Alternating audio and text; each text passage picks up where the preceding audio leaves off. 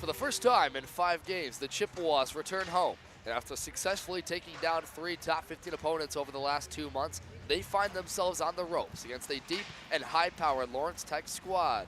With the MCHC tournament looming the distance, they hope to get the bid for the #1 seed in the MCHC East. It's the number 24 Central Michigan Chippewas and the number 7 Lawrence Tech Blue Devils. Hello everybody from Martin Ice Arena. I'm Devin Serra, joined alongside Reagan Cleaves in Mount Pleasant for this top 25 matchup. And Reagan, last night we saw Central Michigan fall 6-3 to the Blue Devils in Farmington Hills, where they walked in with a lot of optimism, taking down Missouri State and Nebraska over last weekend's Miami Showcase. And now, after Lawrence Tech jumped out to a 3-0 lead early, the Chippewas climbed themselves back, but afterwards it seemed like Lawrence Tech could just manage the gap. So I ask you, the question is, with how much explosive offense they have, what adjustments do the Chippewas need to make pressure on their forecheck? I think for Central Michigan, the key to tonight's game is to have a fast start. You got behind the 8 ball early in that game. In the first 5 minutes, you were down in a span of 32 seconds by 2. So if CMU is able to start fast, keep the LTU offense at bay, I think it's a much closer game than it was last night. We've seen a lot of games this year where Central Michigan has had slow first period starts that resulted in deficits that they would eventually overcome in most cases, but tonight it could be a taller task than usual. Last night, as we mentioned, they fell 6-3. Lawrence Tech pulled away in that final period, scoring the final 2 goals within about 5 minutes of each other before the 9-minute mark. And then from there on, it seemed like Central Michigan just couldn't get anything going with their offense. We saw also Jay Nadeau leave that game presumpted without snowing, and he'll be a scratch for tonight. We'll get to that later in our pregame show. But, looking at the keys to last night, we talked about how they started slow but recovered in the second. The Chippewas did.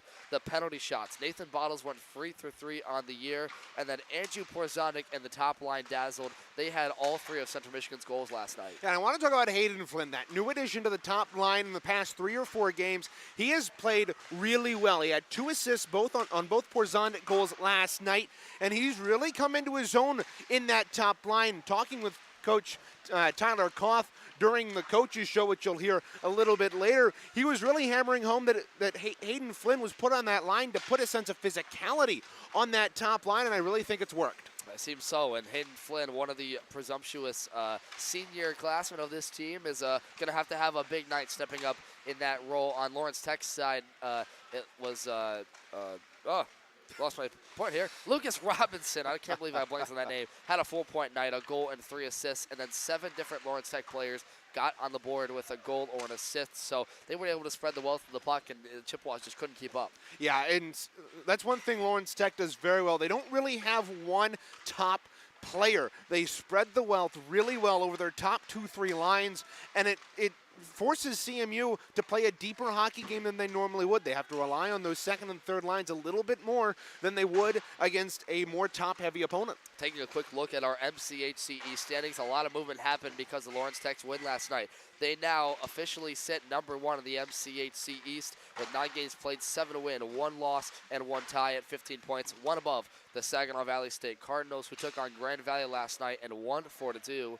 A big tilt against a strong opponent, Grand Valley, who CMU beat on this ice earlier last year, I should say now. And then Central Michigan is in that 3rd spot still, clinging on to 3rd with 8 points, 4 wins, 3 losses through 7 games played. And then Michigan took down U of M Flint last night, so they move into 7 points, 4th place. So with a win here and a Chippewas loss, they can leapfrog the Chippewas for that 3rd spot, Reagan. And then finally it's Oakland with 6 points, Michigan, Flint, and Adrian rounding out the standings. Yeah, you can easily see if Central Michigan loses here today, you can easily see them fall to 5th place in the division today, because Oakland last night took down Adrian. They moved up to 3 and 4 in conference, 6 points on the campaign. They sit only 2 points behind CMU. So if they can get a win and Michigan gets a win, Michigan will automatically leapfrog CMU with a win and a CMU loss here tonight. But also Oakland can pull even with CMU heading into their tilt next weekend. Yeah, seeding for the MCHC tournament going to be very important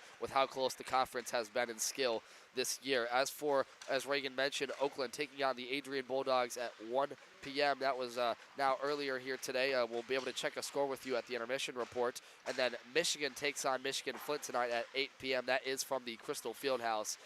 at the home of the Flint Wolverines. And if CMU remains in third with a win tonight or a Michigan tie and loss, and then if, like we said, the opposite happens, Michigan will move up into the third place spot, and CMU has a chance to fall to fourth and then potentially fifth with an Oakland loss. Take a closer look at the two teams here today. Central Michigan now at 12 wins, 6 losses, 2 overtime losses, and 1 tie on the year, 27 points, 4-3 in division play. As we mentioned, they are 5-1, 1-1 in their last 8, and 3-1-1 under interim head coach Brendan Martin.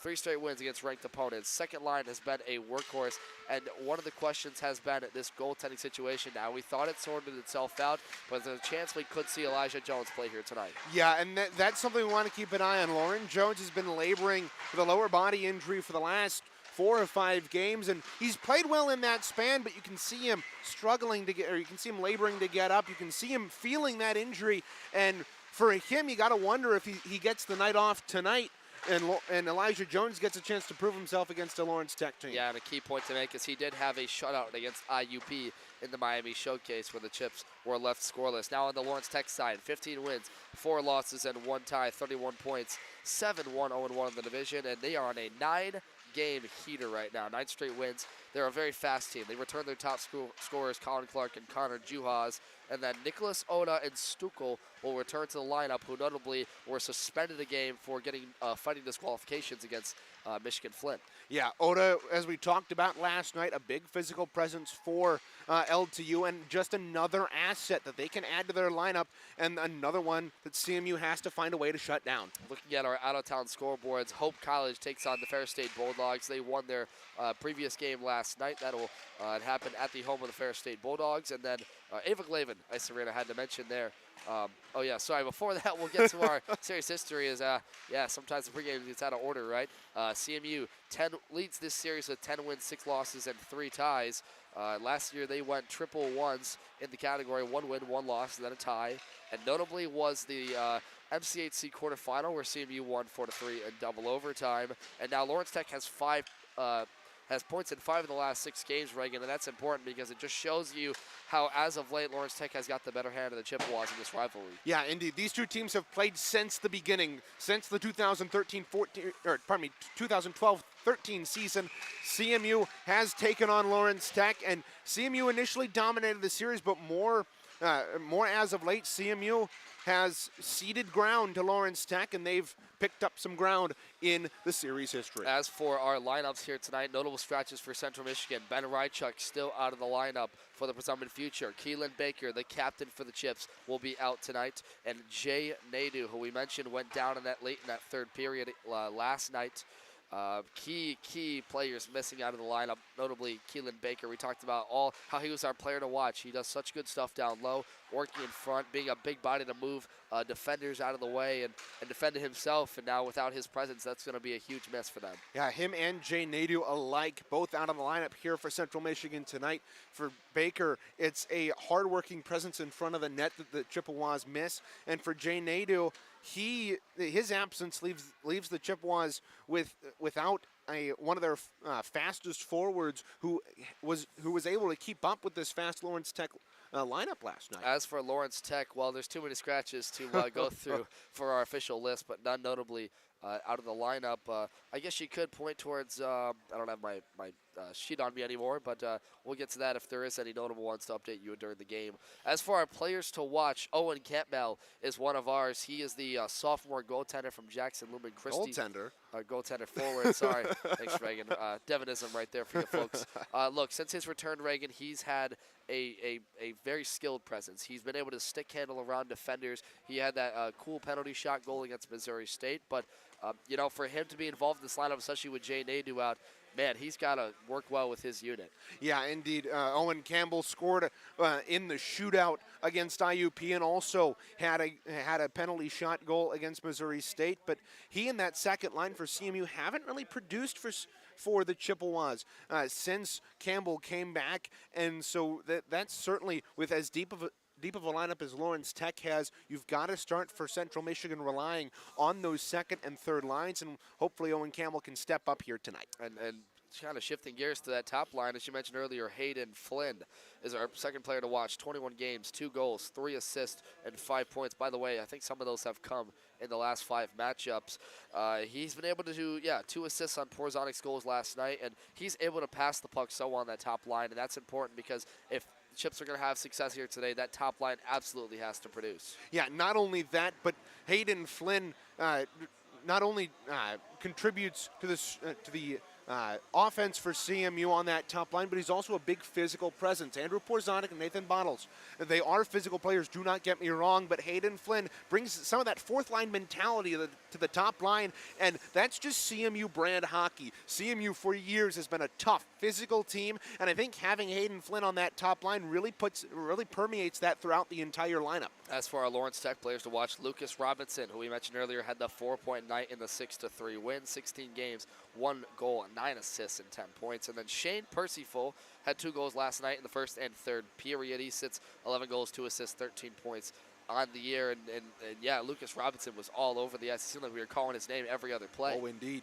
He had 3 assists of those 4 points last night. He, like most everybody else on that Lawrence Tech team, if we're being completely honest, we could have chosen 5 or 6 people for these players to watch for Lawrence Tech because they play such a even game around. And not only that, but they have so many players that they can interchange into their lineup. They stay fresh all weekend, whereas CMU has maybe 1, 2 scratches, maybe even no scratches on a given night. Lawrence Tech is able to plug and play with players, and it really serves them well in the long run. It's one of the deepest Lawrence Tech teams we've ever seen come out of them, and they've surely been known for that. We'll see what impact they have here on the ice for the Blue Devils. Finally, Reagan, our keys to the game presented by CMHIceHockey.com. What you got? So first of all, I've got find a way to get the legs moving early. We've seen Central Michigan now in the last 2 games against IUP and against Lawrence Tech yesterday. They've come out slow in the opening 20 minutes. They cannot do that tonight. They have to get out and at least hold Lawrence Tech scoreless or at least stay even rather with Lawrence Tech through the first 20 minutes. I don't care if that's 1-1, 2-2, or 0-0. They have to stay with Lawrence Tech through this first 20 minutes. They also have to protect their own end. Last night we saw 4 or 5 golden opportunities for Lawrence Tech, and I believe about 4 of their goals came off of weird, funky bounces out in front that found a way past Lauren Jones. They cannot allow that to happen here tonight. They have to get out and block shots, get to the points, block shots at their source, and that's where they'll find success tonight. Also, they have to get that top line going. It was going last night. It was clicking with Andrew Porzonic, Hayden Flynn, and Nathan Bottles all getting points. The only 3 Chippewas to get points last night, but they have to step up and play their best here tonight. Those are our keys to the game presented by CMHIceHockey.com. But that'll just about do it for our pregame show here from Martin Ice Arena. But stay tuned as Reagan caught up with our coaches show presented by Optimex Sports with assistant coach Tyler Koth ahead of today's matchup against Lawrence Tech. Stay with us. Puck drop is next here from Mount Pleasant. It's number 24, Central Michigan, and number 7, Lawrence Tech. Stay with us. We'll be right back here on CCHN.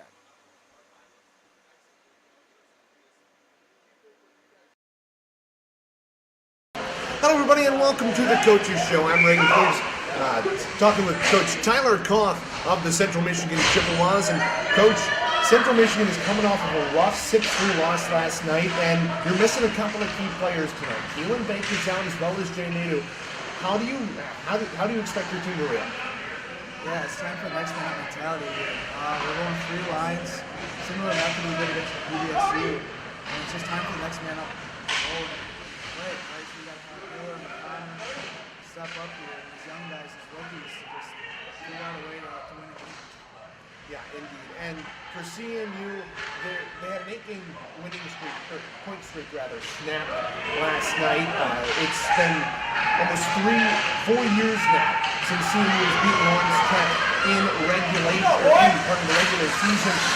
How do you overcome such a difficult team to play, and how do you think your team will respond to the loss last night? It's about handling adversity, the bending and not breaking mentality here.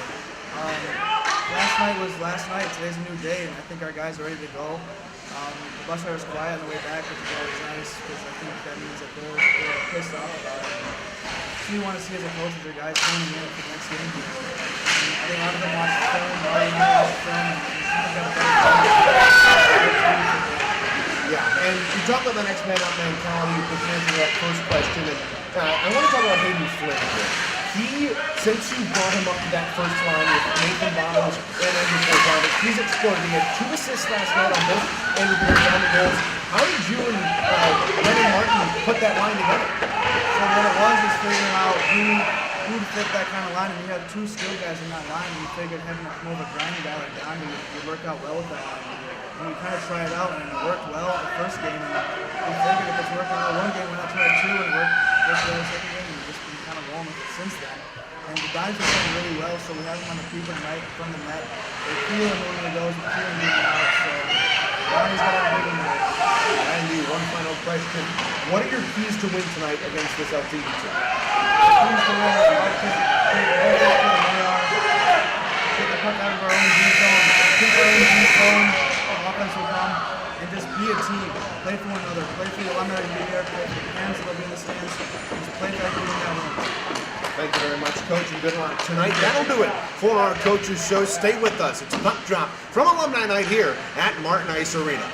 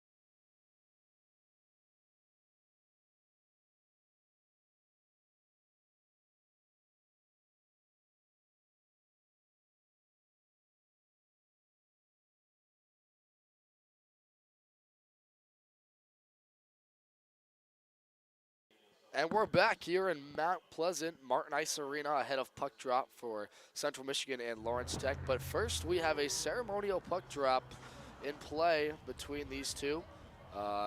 It's alumni night here at Martin Ice Arena. A lot of the former players of the Central Michigan team have come back and look to get out here to drop the ceremonial puck for them. And we'll have some live PA here from Keelan Baker presenting the players on the ice, and we'll open this up a little bit.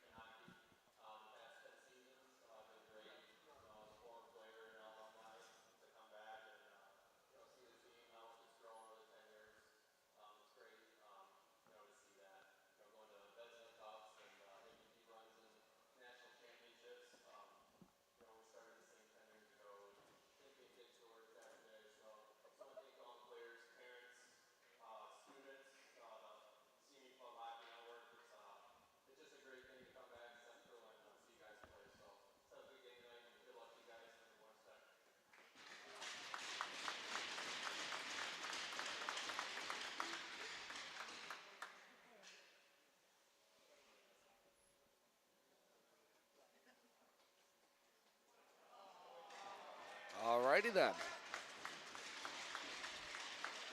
Nice little pregame ceremonial puck drop and a little invocation from an alumni. And then we'll get ready for the national anthems.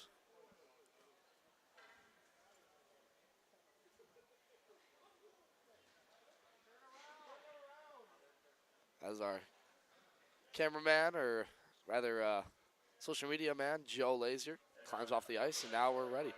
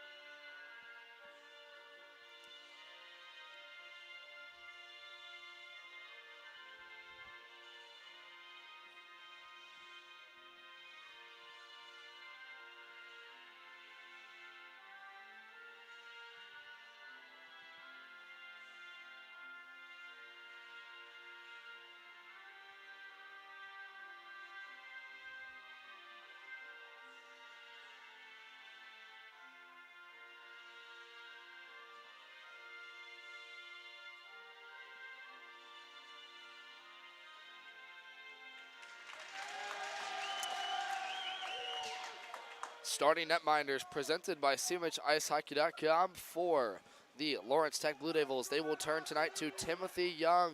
Last night it was Griffin Foster, and now they turn to their other young goaltender, freshman Timothy Young.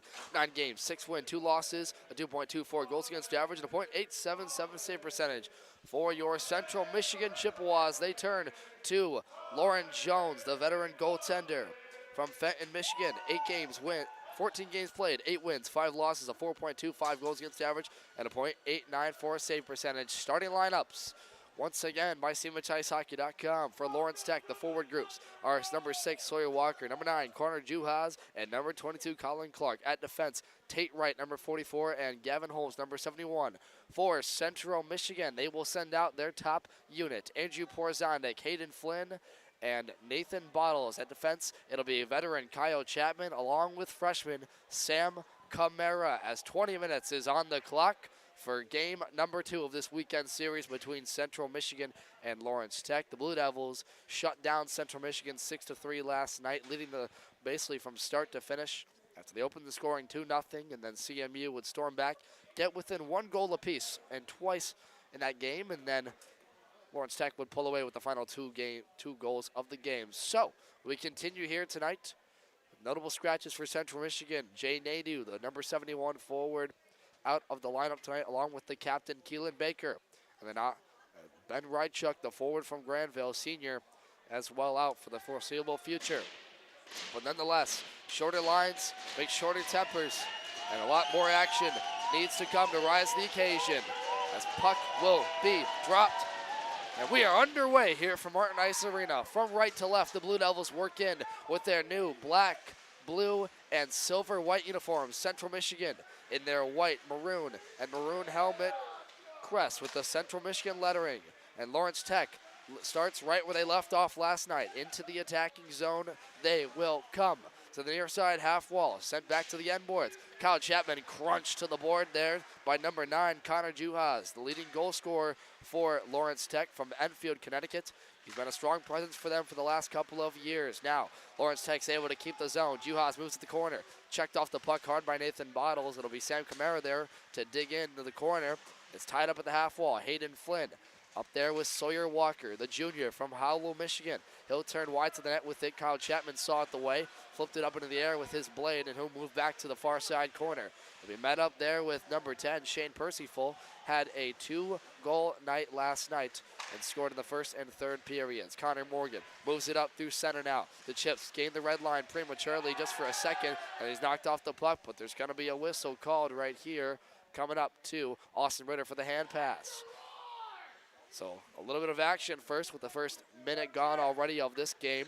Lawrence Tech right off the hop, looking like the team going to the attack, and that was the story yesterday. CMU could not get going in that first period at all, as it was all Lawrence Tech for the first 20 minutes, scoring 2-0 to open the game. Now this one sees it at a 0-0 tilt still. Now it's played finally back to Lawrence Tech's zone. First time CMU gets a look at the offensive zone, but it doesn't come with a chance as they only play it for about 10 seconds. Now Brandon Clements plays this puck back. Tied up here at the near side blue line. Here's Brandon Clements, the freshman, moving with it. He'll turn wide over the red line, gains it, so flips into the zone and allows his team to go off for a change and get fresh bodies. Here comes Andrew Siraki, Owen Campbell, and then Charlie Hayes and Isaac Gibbs. Gibbs goes off the ice quickly. Now he'll be replaced by Andrew Miller. Chips going to the attack in the near half wall. Tied up there. Back to the point for Charlie Hayes. Back down low. Siraki had the puck knocked off. It's picked up by Lawrence Tech and now moved up over their own half wall. Now Martino Zaya plays with it. It's flipped up into the Lawrence Tech bench, so we'll get a whistle and a stoppage of play. Yeah, some good pressure there by Lawrence Tech early on, but CMU countering with their own Devon, getting some opportunities in the offensive end, forcing LTU to play a little bit more defensively. One thing that's notable about this group out here, Reagan, is Owen Campbell playing with Morgan and Siraki. So the 3 young players, each of them 2 freshmen and a sophomore, playing on a line. Normally you'd see Jay Nadeau working up with Connor Morgan, but now it's his turn. And Lawrence Tech way offside right there, as moving in quickly was Luke Radu, the freshman from Milford, Michigan. Radu with 20 games played, 7 goals, 10 assists, 17 points on the year. Makes up a strong freshman group of Lawrence Tech players that gives a deep lineup, probably stronger than we've ever seen them. Lawrence Tech's always been known as a very deep team. They've always been able to run 4 lines very smooth and efficiently. CMU last year found out about that, losing 5-1 in the regular season finale and then beating Lawrence Tech in the Michigan Collegiate Hockey Conference quarterfinal in tournament play. Over the red line now, Andrew Porzanic trying to play it. Here comes Lawrence Tech on the attack. Near side shot attempt, saved there by Lauren Jones. Moving in quickly with the puck there was Aiden MacArthur, the freshman, and he had a great look on the near side, stopped by Jones, who had a little bit of a rough last night. Conceded his 2nd straight game with 6 goals. Notably, he played in that Missouri State game last weekend in Miami, where CMU was able to score a plethora of goals. 8-6 would be the final. And then tonight coming back after conceding 6 against Lawrence Tech in a 6-3 loss. Now near side, puck is played at the blue line now here by Cole Goebel. He'll send a puck on net well wide. Played at the far side half wall. Nicholas Oda picked it up, coming back from suspension after getting in a fight against Michigan Flint. Lawrence Tech trying to defend in their own end as the Chippewas look to pursue on the attack. Long stretch pass intended for Austin Ritter, missed from Isaac Gibbs. Lawrence Tech will gain the red line and flip it out to the end board and go off for a change. Sam Camara ties up with his D partner. Kyle Chapman, stretch pass for Isaac Gibbs. Hit his stick and then went off it. Here's Sawyer Walker against Connor Morgan. Poke checked off the puck by Camara. Down on his knees, still stick handling with it. Gets it on net and then it's whipped wide by a Central Michigan defender. Here's Camara trying to get out of the zone. He'll sidestep Clark. Get out of the zone over the blue line. Gain the red line and go off for another change. So a couple of back and forth moments here in the first 5 minutes, almost gone. Good effort there by Sam Camara, the freshman for CMU, working through the neutral zone and out playing more physical than LTU, which is something that CMU needs to do here. Oh, nice pass to Andrew Miller up the middle. The freshman scored his first ACHA goal last weekend in the Miami Showcase and has played a lot better as of late. He's going to have a good game with the star players Keelan Baker and Nadeau out of the lineup to see his team with victory. Lawrence Tech out of their own zone quickly now. Here's Connor Juhas up the wing. He'll just gain the red line and dump it. Here's Brendan Clements to play with it. He'll skate up the right wing now in pursuit. Big hit of the near side board there by Jory Dart, the freshman, laying the body hard. And that was a matchup yesterday. We saw it, the freshman with 3 assists on the year, playing the body hard. And this is going to be a physical matchup all night long, as this is a rivalry in the MCHC East. These teams absolutely do not like each other. Central out of their own zone. Clements flips the puck into Andrew Porzanic. He missed it. Now Lawrence Tech the other way. Under his knees, he lost it under the wickets. Clements did, and had to get up and pick it up before Lawrence Tech could play it. He'll go off for a change.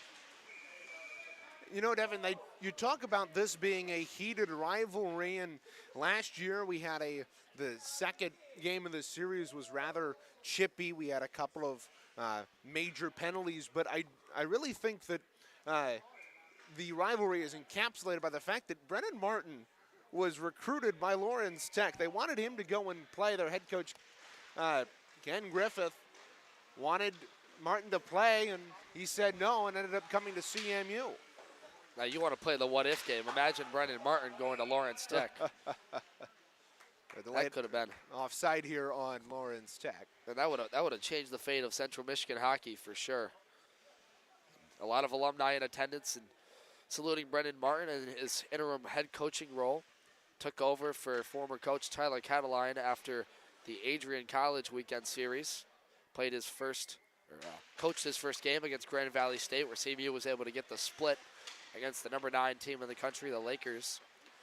Right now we're in a heated battle with Hope College for the number 1 seed in the MCHC West, among other contenders in the MCHC East for the title come March, or late February, for the MCHC title. Good hit on the near side by Austin Ritter, and continuation of that physicality by Isaac Gibbs behind the net.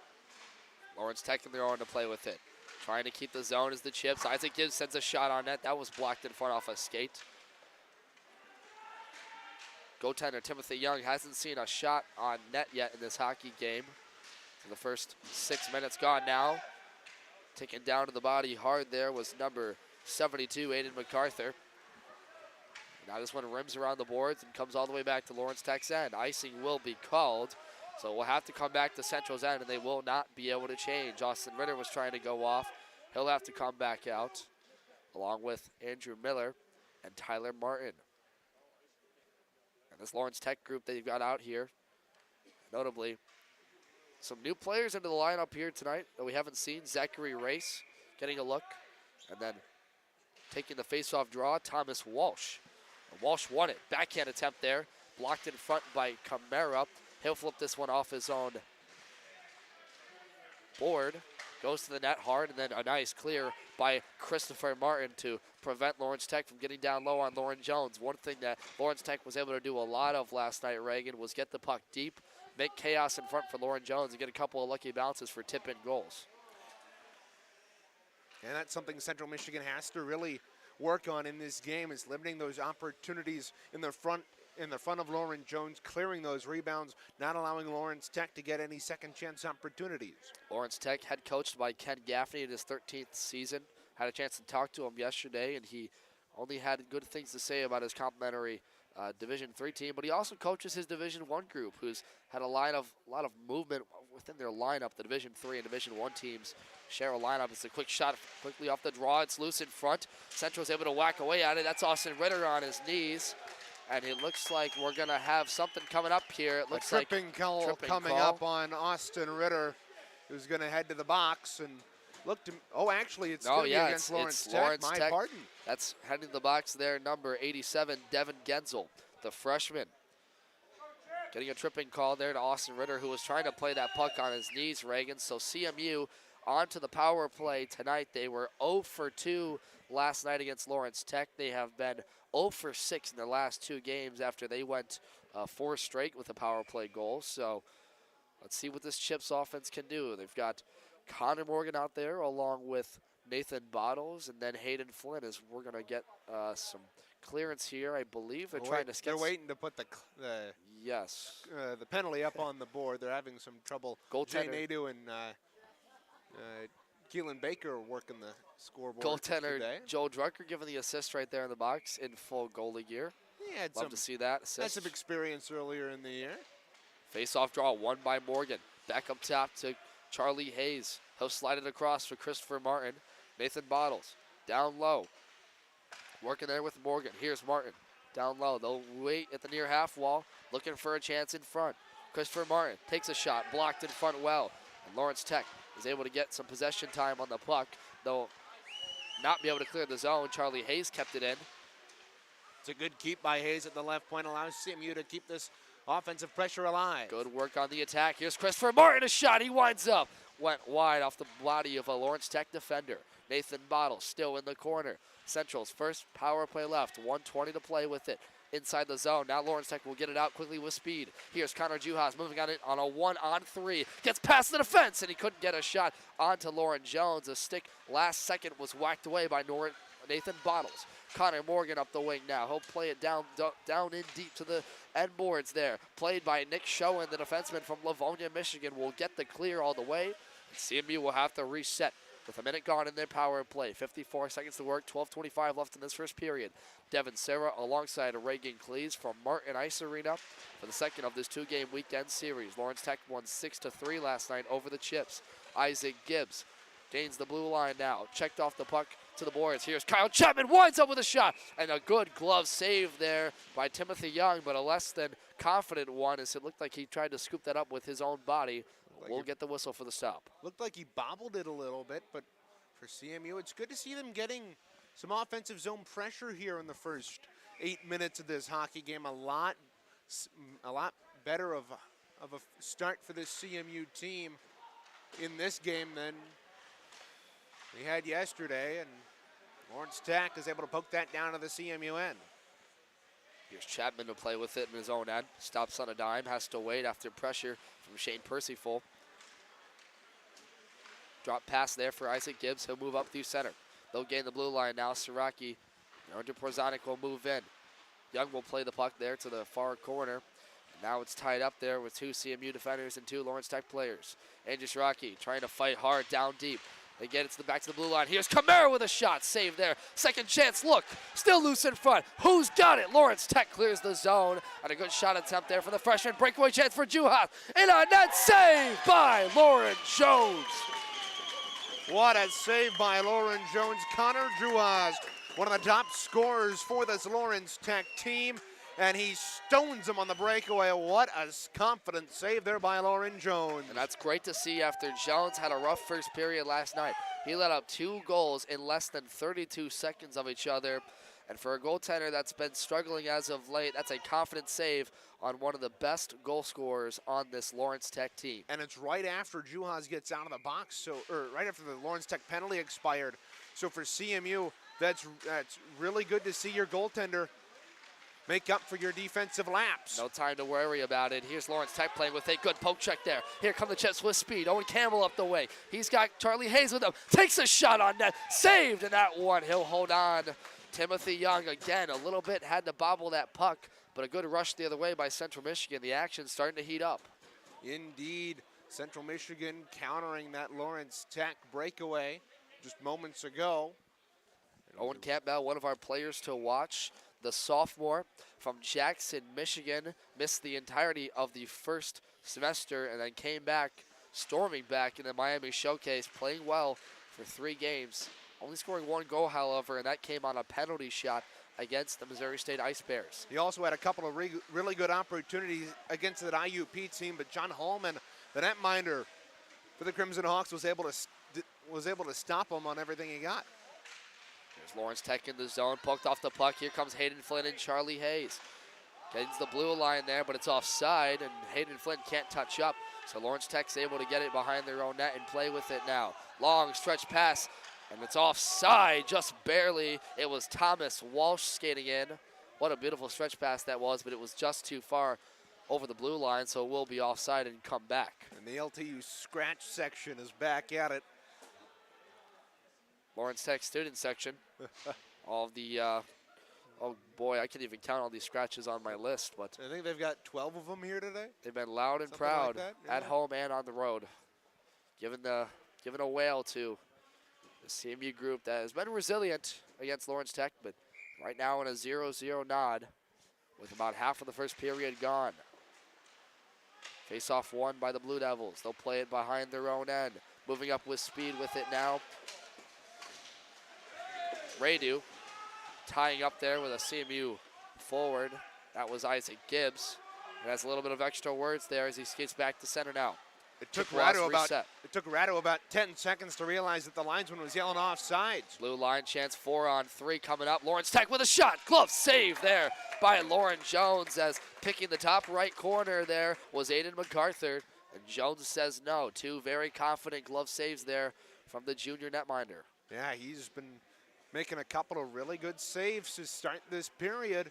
Through the first 10 minutes of this game, he's looking a lot stronger than he did yesterday. Lauren Jones from Fenton, Michigan. Played for Fenton High School in 2018 to 2019. He has the most wins for a Fenton, or goaltender, at Fenton Linden High School, as that one's in front.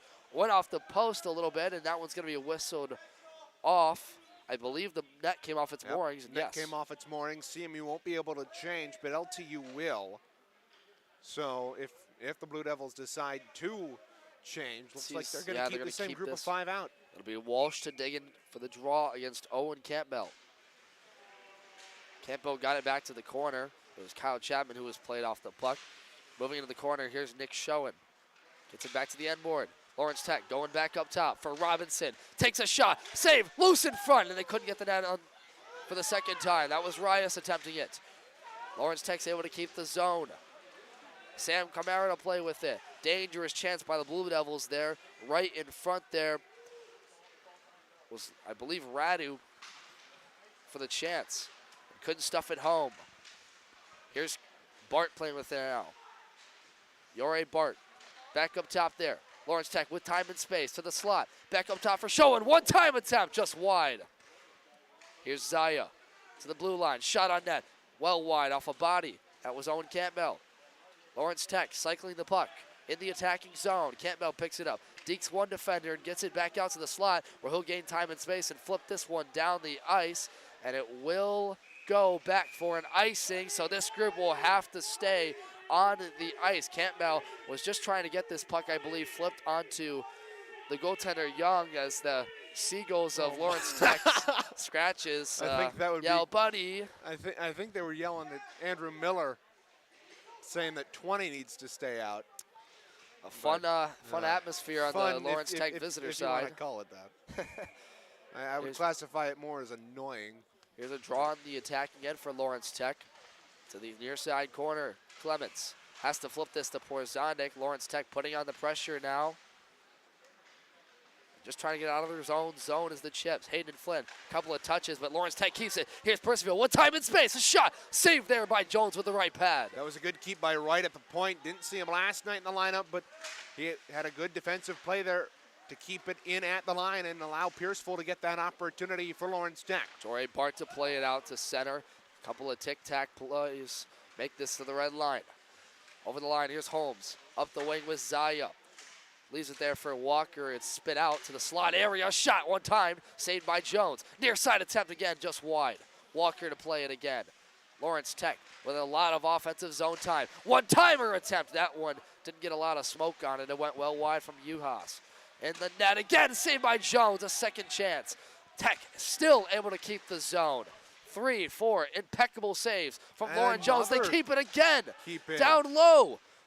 Central, tired on the ice, just trying to collapse. Shot on net, saved by Jones again, and it comes to the corner. Sawyer Walker checked off the puck by Brandon Clements. They'll tie it up in the corner. Look in front. One touch pass too far there.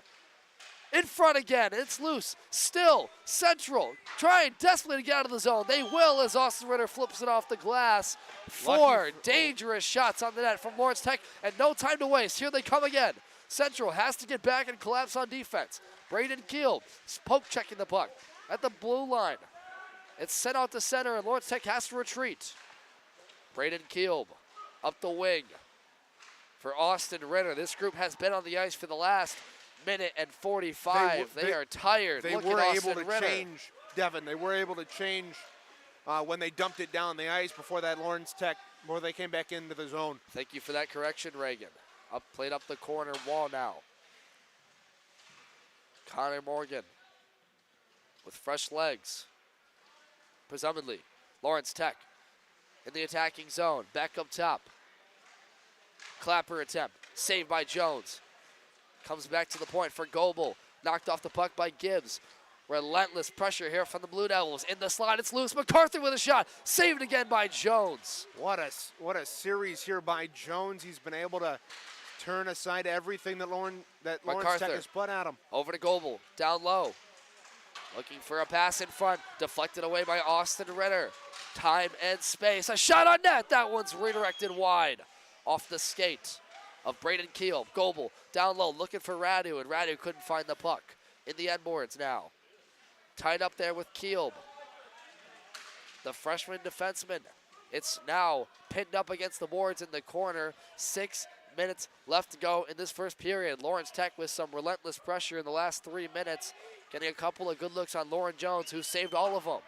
Now, a clear attempt off the glass from Isaac Gibbs will work. That'll gain the red line enough, and they'll be able to go off for a change. No icing as Young, the goaltender, touched up with it. Lawrence Tech through center. Long stretch pass failed, and this one should come back. Nope, they it gained was the red tipped line. at neutral ice. You're right. Here's Andrew Siraki now. Backhands this one. Trying to get out of the zone. Lawrence Tech again on the pressure. To the half wall now. Showing to play with it. Owen Campbell tied up. Who's got it? It's still loose in the slot. They'll get a shot attempt near side, and Rice just sent this one. Zachary Rice, the junior, over the net and well out of the play for a stop. Looking to go short side backhand on Jones and just roofed it. But what an attack by Lawrence Tech right now in these last 4 minutes. And you got to just sense how tired that bench must be, Reagan. Yeah, they've been hemming already Central short. Michigan in the defensive end, and Lawrence Tech has all the fresh bodies that they can want. Tech as wins half the draw. their lineup didn't play last night. Here comes Nathan Bottles with speed over center. Flips this puck into the air, gains the zone, and then Timothy Young, as it was sent on net, just scoops this one into his glove. Smart play there by Bottles to get the puck deep into the zone past the defense, but just sent it too far. Had he got that to the end board, I believe he would have won that race. and looked for a play, but nonetheless, they'll get a whistle out of it anyway. The top unit back out for Central Michigan.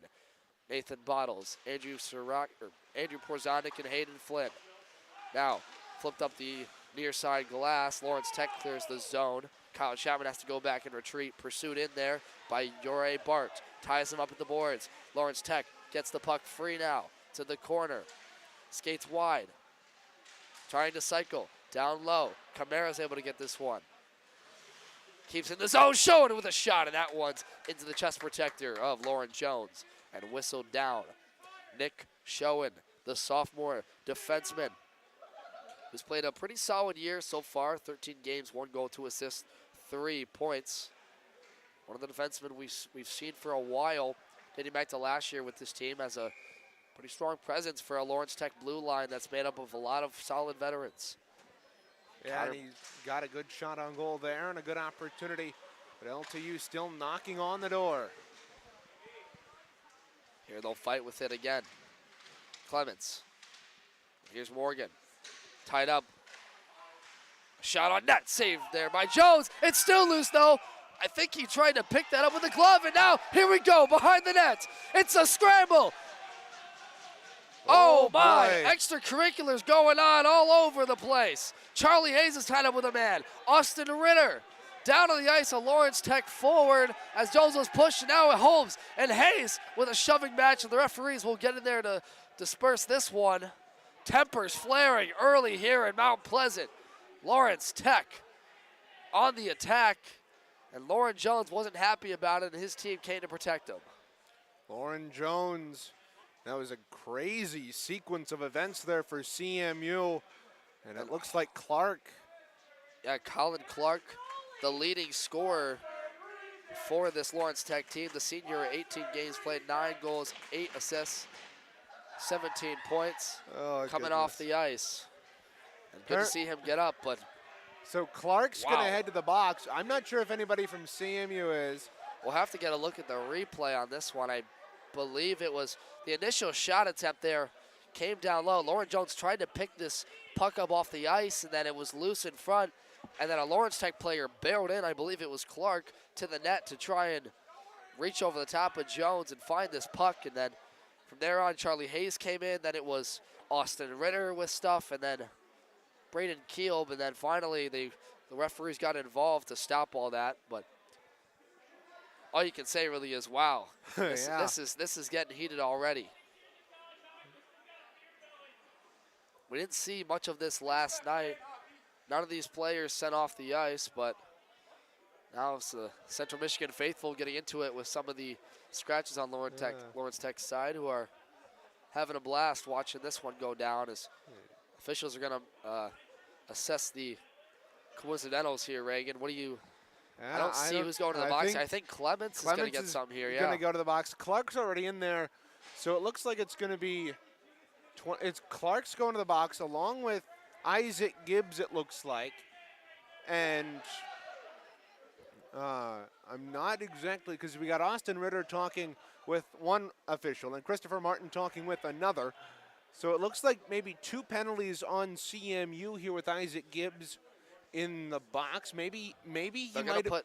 My guess is, since there's only 2 up, Gibbs might have gotten an extra penalty here. They're going to put 2 minutes on the board for now on Isaac Gibbs and then Colin Clark. And then, obviously, as Reagan mentioned, Brendan Clements in the box sitting.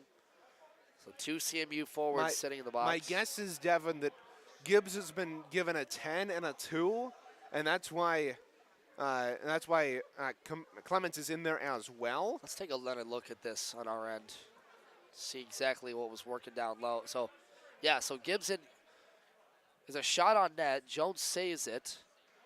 He picks it up, and then it's Isaac Gibbs coming in after the play. Oh yeah. Oh, he just took. I think he took Clark down to the ice right away. That's my guess. And then they all came in to help and barreled in. So I think Clark's got the penalty and Gibbs has the penalty. I just think that Clements is serving an extra. Clements is probably serving the 2 for Gibbs, and then Gibbs probably has a misconduct. Yep. That'd be my guess, too. And you'd probably see the same to Colin and Clark, who was the instigator of all that, barreling into Lauren Jones. But nonetheless, we'll finally resume play here. 4:46 to go in this first period. Devin Sarah, Reagan Cleaves from Martin Ice Arena between number 24 CMU and number 7 Lawrence Tech Blue Devils. Still waiting on the go-ahead here from the officials. Brendan Martin's wondering what that, or wanting an explanation. Doesn't look like he's going to get one. Nonetheless, they'll take this draw in front of the CMU bench. So actually, I think Brendan... 5-on-4 coming up here. Power play to the Lawrence Tech Blue Devils for Brandon Clements with 2 minutes on the board. And that'll be all.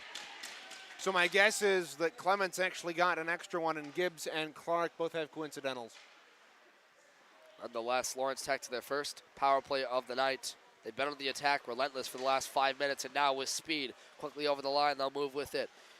Here's Lucas Robinson, sent one on net, that one played out, and they'll cycle this one. Up top for Holmes, he'll wait with it, with Robinson. Cross-ice feed for Juhas, missed, got it back to Robinson, between his wickets, lost it. Now they'll play it to the corner. Here's Connor Morgan, knock him off the puck. Keeping the zone is Robinson. Whacked out of the air there by Morgan. They'll settle this one down in the corner. Kyle Chapman checks his man. Now it's DeHaas playing with it. DeHaas stops, waits at the circle, still without a shot. First minute gone in this power play. Robinson down low for Juhas. Trying to look for a shot attempt. Kyle Chapman got his body in there. Great positioning by the defender. And look out, a breakout chance for Owen Campbell. He's got a one-on-one with Holmes, and Holmes did a nice job playing the body with Campbell, preventing him from getting the inside positioning, and Campbell will go off disappointed to the bench. Here's Shane Percival to the corner. Reyes takes a check from Porzondik. Back out to center. Here come the Blue Devils. Here's Sawyer Walker. Pursued in by Charlie Hayes. Down low for Percival. Couldn't find him. Good positioning by Nathan Bottles with the stick. Up top, here's Walsh. Pursued by Bottles to the half wall. Sent in front there, nobody home. Walker picks it back up. Blue line chance. In front, a score! I believe this one was tipped in front, but the initial shot came from Sawyer Walker, and Lawrence Tech leads this game 1-0. I think Walker got that in cleanly from the point, but there was certainly a screen out in front of Lauren Jones. And the first goal goes to Lawrence Tech here. After a bit of a crazy sequence of events, and you felt that the dam had to break at some point, Devin. CMU had been hemmed inside their zone for a good 5 minutes, and finally at the 17:06 mark, Lawrence Tech is up 1-0. So Lawrence Tech with the goal. It's Sawyer Walker's second of the season. It's a power play. No, not. It was a power play. 5-on-5 goal there. It was it a seemed power like play goal, Devin. It was, yes. So Lawrence Tech able to play with it. A lot of chaos this first minute. You know, we're looking at coincidentals. We're looking at fights. We're looking at all this stuff. But nonetheless, the board reads 1-0 in favor of Lawrence Tech. We'll get the assists at the break. But nonetheless, Tech leaves off kind of where they left off yesterday, leading in the early portion of this game. But a much better period you can sense from Central objectively, albeit they've been outplayed a little bit in the latter half. But now, Devin, CMU has to find a way to regroup and hopefully start better after survive the rest of the first period and get into the second period down one or tied. And the puck went up and out of play across the way. Yeah, that was Bart and Zaya taking a hit on Andrew Siraki at the red line. He'll skate off gingerly. And, you know, we just talked about the injuries to the CMU team. They're already working with a short bench. What kind of strain does that put on your body to just play in your own zone for 5 minutes? Well, it tires you out, because Lawrence Tech, being the offensive end for all that time, has the ability to make free changes. They don't have to worry about CMU coming back the other way. And when CMU can get out of the zone, their netminder, Young, is right on top of it and able to get CMU, or able to put CMU on the back foot, because he's catching them in a chain. Blue line, shot on net by Young. That one went off the blocker of Jones. Robinson plays with it, had a 4-point night last night, goal and 3 assists. Shot, they score! No. Goal. And they're gonna wave this one off. I believe it was for a high stick. Emphatically. I think the net actually was off its moorings. You're right, Reagan. We saw it move before the shot. Actually, it went off the net from that initial shot earlier from Blaine Young, and then it came to the point. Cole Goebel winds it up with it and shot it past the glove side of Jones. But because the netting was off of its moorings, they're going to whistle this one off, and there will be a discussion. Emphatically by the down low official. So that's Michael Woynick over there, assistant coach, is talking with the head official, trying to get an explanation as to why, because you think about the angles and you think about the shot trajectory. Could that netting being off actually benefited Goebel with the shot? I mean, it could have been, and it wasn't a high stick as the scratches for LTU were claiming. They failed to realize what actually happened. There's Bottles now with speed up Porzanic. The top line going to work. Andrew Porzanic, near side chance. It's loose in front. Bottles second look, and that one's scooped up there by Young. And look out, we got more in front. A shoving match to Haas. And is that Bottles or Hayden Flynn going after it? They're down on the ice. Stick taps from both the benches, and the referee's involved. Oh my. Andrew Porzanic getting into it with that was Lawrence. Hayden Flynn there on the ground, Reagan, and was? he gets up and skates away. Holy moly, DeHaas and Hayden Flynn with a scrap early, or late in this first period, but early in this game, and Hayden Flynn's going to give a wave to the bench of Lawrence Tech and go off to the penalty box. And you wonder what the calls are going to be here. My guess is just actually, roughing. I mispronounced the name there. That's Cole Goebel, who was caught in the scrum with Hayden Flynn. And Flynn. So those penalties, I believe, are going to be offset. And they aren't going, and it's going to remain 5-on-5 here. Hayden Flynn, the senior from Trenton, Michigan. It is going to be 5-on-5. At 6 foot 190. Probably put on a few pounds since then, but he's been a big body always for Central. And you know, Reagan, we talked in the pregame how he's always had that fourth line mentality. And that looked a lot like a fourth line against fourth line fight right there. 4-on-4, actually. Thought initially they were signaling 5-on-5. That's my bad, folks. So Nathan Bottles has to skid out quickly. Look at this race. 4-on-4 open ice, Lawrence Tech to work with. And you know, they can be dangerous with all this open ice with their speed and puck handling ability. Andrew Porzanic, though, trying to tell the Lawrence Tech forwards, hey, I've got something in my step too, but they have to get out of their own zone. Here's Brandon Clements, ties it up with Porzanic. Porzanic had 2 goals last night in the loss to Lawrence Tech, but he had an absolute dazzler in that second period, Reagan. Oh, indeed. Sports Center top 10 worthy, or rather Hockey House highlight reel, whichever medium you support. And now into Porzanic. Will play it out through center. Tripped up on the play. He's going to lose the puck. Lawrence Tech will gain possession of it now. Here's up the left wing, playing with it, MacArthur. MacArthur pursued by 2 CMU defenders. 47 seconds left in this first period. That's seen all kinds of action. 2 separate scrums with coincidental minors. A power play goal for Lawrence Tech that sees them up 1-0. And a couple of back and forth here from the CMU faithful and the Lawrence Tech scratches. Now, 30 seconds to play in this 4-on-4. Brandon Clements still just hemmed in his own zone, trying to clear it out. He will, as the arm will go up, and it will go back for the icing. So CMU will have to stay on the ice, skate back again to their own zone, where Tech, we'll be honest, has dominated the offensive presence. Yeah, indeed. Offensive attacks. Yeah, stay with us for the first intermission report. Devin Sarah will have that for you. Look at the ACHA out-of-town scoreboard, as well as recapping this one. A fairly eventful first period, despite only 1 goal showing on the scoreboard. 21 seconds to play in this draw. Won by the Blue Devils. Up top, a shot attempt saved by Lauren Jones in the first time. Now to the corner now. Big hit at the near side. Andrew Siraki shakes it off from Radu and Schoen. And then here's Radu playing with it. Pickpocketed almost by Isaac Gibbs. They'll pursue him at the end board. 4 seconds left. And Tech will just flip this one back out to center. So this first period, after 1 more shot attempt went well wide, will end with Lawrence Tech seeing the advantage, up 1-0 after Sawyer Walker's goal at 17:01. It's a power play goal. We'll be back to recap it here in the admission report presented by CMHIceHockey.com. Stay with us. Number 7, LTU, up over the Chips.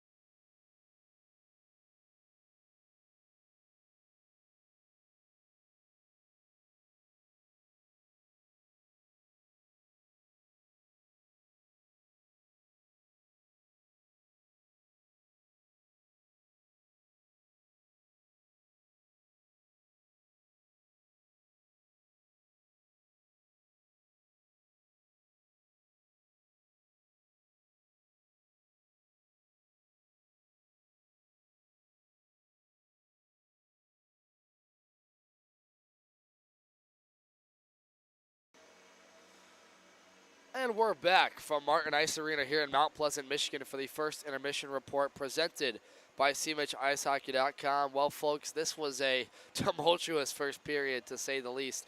Two different scrums break out between CMU and Lawrence Tech. The first coming at 15:26 of the first period between Colin Clark, Isaac Gibbs, and Brendan Clements. All three of those players were assessed roughing penalties. The benefactory being Lawrence Tech, who would go on the power play and then score at 17:06 from Sawyer Walker. He'd be assisted by Zachary Rice on the goal. So Walker would get his second of the year after it was kind of tipped in front. It was a shot from the blue line that got tipped and then made its way past Jones. And then so it was resulting in a 1-0 tilt against CMU, and then they would score about 2 minutes later, but waved off after the net came off its moorings. It was Cole Goble who took the shot and waved off so by the officials. So this is where we stand, 1-0 in favor of Lawrence Tech, kind of where they left off yesterday now, scoring the last 3 goals in this series. One notable thing to point out was the shots. Lawrence Tech outshooting CMU 13-4 in this game, and that just tells you about what happened in the latter half when CMU just looked like they were hounding their own zone the entire time. They couldn't find a way to clear the puck, and when they did, Tech would come back the other way with speed, able to get fresh bodies on the ice, cycle the puck well, and it's all kind of just going against CMU, but with goaltending comes a price to pay, and Lauren Jones is certainly paying that price right now, keeping this game only at 1-0, playing pretty stout. So if you had an ultimatum, Central did a lot better, especially with their effort in the first, but they got to find a way to put this puck in the net, and it starts with that top unit. We saw Andrew Porzonic, Hayden Flynn, and Nathan Bottles have a couple of good chances. Hayden Flynn got in a late scrum there in the first period, which left us at a 4-on-4, and we'll resume with about 20 seconds left in those coincidentals. But that pretty much doesn't impede the scoring of the game at all. It just means that CMU and Lawrence Tech's action is heating up, and the rivalry is certainly alive and well between these two squads. So that's where we sit after 20 minutes. After this short break, we'll be right back on the ice here for the second period action. Stay with us, Central Michigan and Lawrence Tech here on CCHN.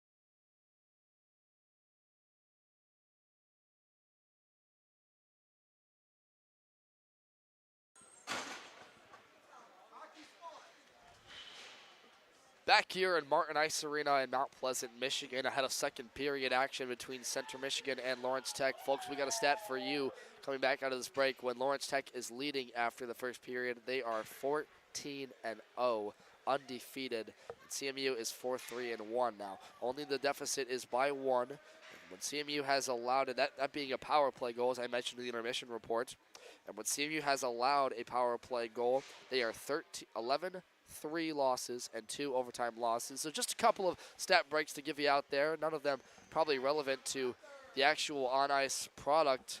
But nonetheless, it means Lawrence Tech is in favor in this game right now. Overall, they had a lot of chances in the latter half of that first period, putting an onslaught on goaltender Lauren Jones. But he came up with big save after big save. Couple of nice glove saves with the body. And then his teammates would clear the puck out in the zone. So when the second period begins, we'll see what kind of action and fight CMU has in them. Shorthanded with injuries to Baker and Nadeau already. We're underway. The second period puck drop. From left to right, Lawrence Tech will work with it in their black, silver, and blue new uniforms. Central Michigan will work with their white, maroon, and gold padded sweaters. And a nice crest lettering, the Central Michigan crest lettering in front. A very new look, kind of a reverse retro style. They debuted here a couple of games ago on home ice. Nathan Bottles now turns wide with it. Good play by the boards there from the defender right to knock him off the puck.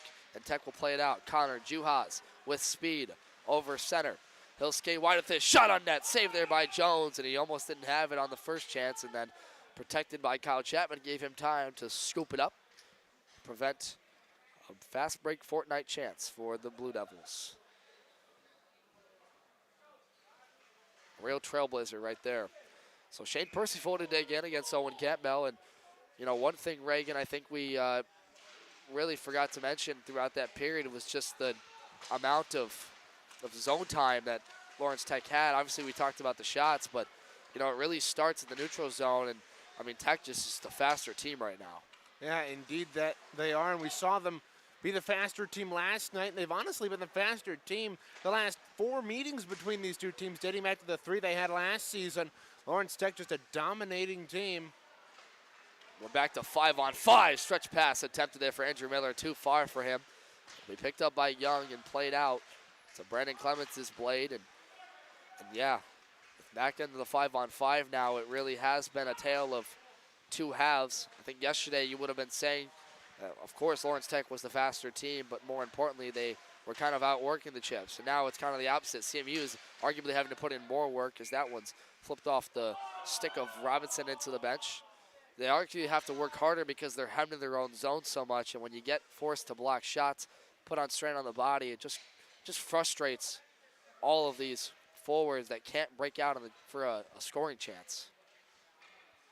And so Connor Morgan will dig in for the draw in front of the CMU bench against Radu, who assisted on Sawyer Walker's first goal of the game, a power play goal at 17:06 of that first period, which finds us in a 1-0 tilt in favor of Lawrence Tech, the number 7 team in the country. Lawrence Tech has notable wins against Saginaw Valley State this year, along with games against Michigan, but they lost 5-3 in that bout. And they've been number 7 because of their wins in the MCHC. 15 wins, 4 losses, and 1 tie on the year. It's a strong, deep, and fast Lawrence Tech team that is sure to be an opponent to watch come time for nationals in the national tournament in Boston, Massachusetts, March 16th to the 21st. Stretch pass for Isaac Gibbs, and he just couldn't find it on his stick. It was bouncing a couple of times. He couldn't settle down the puck for a scoring chance. Isaac Gibbs checked hard to the ice there by Benjamin DeHaas laying the body. And Gibbs is going to skate back up off to the bench, frustrated after that one. Goebel will touch this puck for the icing. And some more chirps coming out here from the Lawrence Tech side. From the sophomore forward, Isaac Gibbs from Novi, Michigan. Was the leading goal scorer at Novi High School for 2 of his 3 seasons there. And known for his stick handling ability, he scored a single-handed, we'll call it Trevor Zegras earlier this year, as it looked like the Michigan, but he kind of bobbled the puck. And Gibbs had to miss some time earlier this year. He went down with an injury against Saginaw Valley State. The Chips lost 4-3 at allowed Saginaw Bay Ice Arena. And since then, Gibbs has kind of been trying to find his groove again. And now over the zone, it's going to be whistled. As I believe offside right here. The linesman was taken down on the near side. Hope he's okay. Let's see this on our end here if we picked it up. Yeah. Saw the linesman. Reagan, you saw the linesman going down. We're working with a 4-man crew here.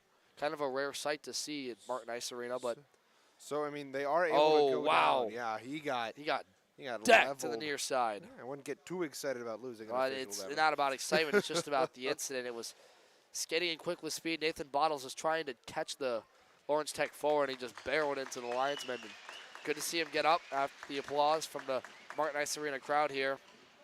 Yeah, You never want to see that, but good to see him get up and be okay. Yeah, the same linesman worked the youth game right before this one. Shows you how versatile these referees need to be in short supply in the Michigan area. It's never a bad opportunity to get hours in, and we're so thankful for the referees that are willing to dedicate their time and sacrifice their weekend to come referee some ACHA hockey. As much crap as they do get from either bench. A thankless job is one in stripes. It's played to the corner, checked off the body. Nathan Bottles going to work there, providing a physical presence. The transfer from Arcadia University's NCAA Division III team. Lawrence Tech has opportunity in the zone. They don't get a shot on net, however. Hayden Flynn will skate this out to center for a cross-ice feed to Andrew Porzonik. A race for the puck. Porzonik decks his man to the boards, but it allows time for a Tech defender to pick it up after he was caught up, laying the body to the Tech defender. Now here's playing with it, Thomas Walsh. Walsh will flip this up to the near side boards. Lawrence Tech on a 2-on-1. Diving play made by Kyle Chapman. What a job by the senior defenseman to prevent a scoring chance. Andrew Porzonik now through center. He's got Andrew Miller on a stretch pass, and he's too far. Offside is the call. Good call by the linesman here, and that's going to bring the draw all the way back into Central Michigan's end. But what a opportunity there for CMU. Andrew Miller, millimeters offside. And Lawrence Tech was millimeters away from having a backdoor chance on Lauren Jones. And Kyle Chapman was the defender there to negate that, diving his body out, sprawling to make the play. Good defensive work by the Chips early, but they have to find a way to get into the attacking zone. Here's Andrew Siraki up to Clements on the wall. He'll have to play it back. Tech just hounding Central in the neutral zone, not allowing a single chance to make it out through center. Owen Campbell took a puck off the shoulder. They'll play it out. Here's Colin Clark over to Juhas for the one-timer, and that one went off the skate of Andrew Miller. Charlie Hayes to pick it up in behind his own end. Through center now. Andrew Miller one more time picks it up, but it's Lucas Robinson to win the battle with the body. And now this Martin Ice Arena crowd is starting to gather behind the Lawrence Tech goaltender. In net tonight is Timothy Young, the freshman. 6 wins, 2 losses, 3 shutouts this year, a 2.24 goals against average, and a .877 goals save percentage. As you can hear, our mic's picking up all of the chants here, and I can't tell if these CMU fans are behauled or confused by what they're chanting, but it's something for sure. Was nuts and bolts, we got screwed from the Lawrence Tech scratches. That's going up on the board is Lucas Robinson. It's generous coming for the penalty. Coming from 12 people who aren't playing in the game. It's going to be Central's second power play of the night, but here's short-handed moving in. That was Connor Juhas trying to go hard to the net. I don't think he ever got the shot to Lauren Jones, but a couple of nice stick handles got his way in deep. Sam Camara behind his own net. Central's second power play of the night. Andrew Porzonik gave the puck up. Here's a one-timer from Zaya, and it got blocked off the shoulder of Kyle Chapman. Andrew Siraki to play with it. Already 30 seconds gone, and CMU's power play. Here they come with speed. Andrew Siraki will just gain the right line and dump this puck in. Up the wall, here comes Isaac Gibbs to rim it around. Porzonik has to find it. Sawyer Walker plays him there. Good job by the tall defenseman to use the body right there. Sawyer Walker, the junior, at 6'3", 215 pounds from Howell, Michigan, using his lengthiness to take the puck away. Isaac Gibbs has to regain it at center. He'll skate quickly over the blue line, 1-on-4, and Lawrence Tech easily finds this puck. And I'm a little confused by Gibbs' decision right there to skate it alone. Guess gained the blue line, but 45 seconds left in this power play, and it's going to be a whistle. I thought that was tipped at center ice. So did I. And nonetheless, the linesman whistles this one, and icing on CMU. So even when they're up 5-on-4, Reagan, they just cannot generate any kind of breakthrough to the blue line. Yeah, no, and whether or not that was tipped at neutral ice, CMU cannot keep their, or cannot change their lines, and Lawrence Tech, who's been good on draws all weekend, has a chance to win another one. Oh, look out. Blown tire in the corner by Charlie Hayes to the arousal of the Lawrence Tech scratches. He'll look to remount himself over the blue line. Takes the body to Blaine Young. Walsh plays this puck out to center. Again, Lawrence Tech is able to clear the puck. Still without a shot on goal, and this power play is Central Michigan. 20 seconds left to work. Camara hounded by Walsh. He'll have to turn back with it. Look at the pressure by the Lawrence Tech forward Walsh from Livonia, Michigan, a third-year player. And now he'll pick it up, and the Lawrence Tech players regain it, and CMU's crowd telling this Central Michigan group to skate. And Tech now back to the 5-on-5. CMU 0 for 2 tonight. Here's MacArthur. Drop pass, shot, saved by Lauren Jones with the blocker. Good blocker saved there by Lauren Jones. Confident save when his defense was defending the pass on the 2-on-1, which is what you want to do. So Lauren Jones doing a good job there. Connor Morgan and his own wickets ties it up. Pressured here by DeHaas. DeHaas 1-on-2 against CMU. Trying to find time and space. Here's Nathan Bottles out to center. Good play at the knees by Sawyer Walker to keep it in the blue line. Charlie Hayes will skate out to center on the red line. Takes a shot on net. Nathan Bottles will skate in to force the whistle and create an icing chance. 13:35 gone in this second period. Devin Serra alongside Reagan Cleves for this bout between the number 24 CMU Chippewas and number 7 Lawrence Tech Blue Devils. Both of these two MCHC East opponents. And coming into today, Lawrence Tech with a win last night jumped Saginaw Valley State in the standings for the number 1 seed. And the MCHC shot, they score! Who else? Owen Campbell with the backhander. This game's tied at 1. What a play by Owen Campbell. Tenacious off the face-off. He's able to get to it and jam it home. CMU has brought themselves back even here. 6:28 gone in this second. The sophomore from Jackson, Michigan, with his second goal of the year in his 5th game back from missing the first semester. He was one of our players to watch in the pregame. No time to waste. Here's Haas with a shot. They score right off the face-off draw. Haas gets the goal. Lawrence Tech back up top 2-1. That's been something Central Michigan has struggled with throughout this season, is keeping the momentum, especially against good teams. And Lawrence Tech, right off the face-off, responds and gets their lead. Just less than 10 seconds. That's the freshman Zachary Rice from Livonia, Michigan, with his 9th goal of the season and his 2nd point on the night. Assisted on Sawyer Walker's first goal of the hockey game, and that one came less than 10 seconds from Owen Campbell's bout to tie the game. That's a backbreaker, Reagan. Yeah, but Central Michigan's got to keep their head up. They've got their top line out here right now. Nathan Bottles, Andrew Porzonik, and Hayden Flynn. Let's see if they can do something, but they turn it over.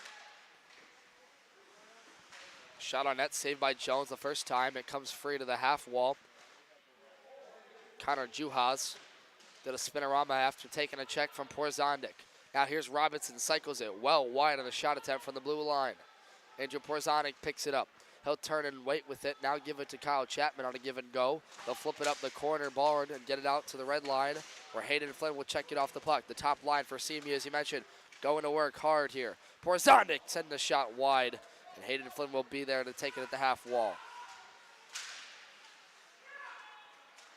Now, send in front there, cross ice feed for Porzonik, missed from Flynn. He'll deke a player, holy moly, with the deke, and that one shot on net by Bottles. Still loose in front, and the first time was saved by Young. CMU will continue the attack as that puck is flipped well over the netting in the corner and picked up by one of the crowd members here for CMU, and they'll hold on to that one for a souvenir. Did I hear that correctly? Yeah, apparently the dues just went up by $500.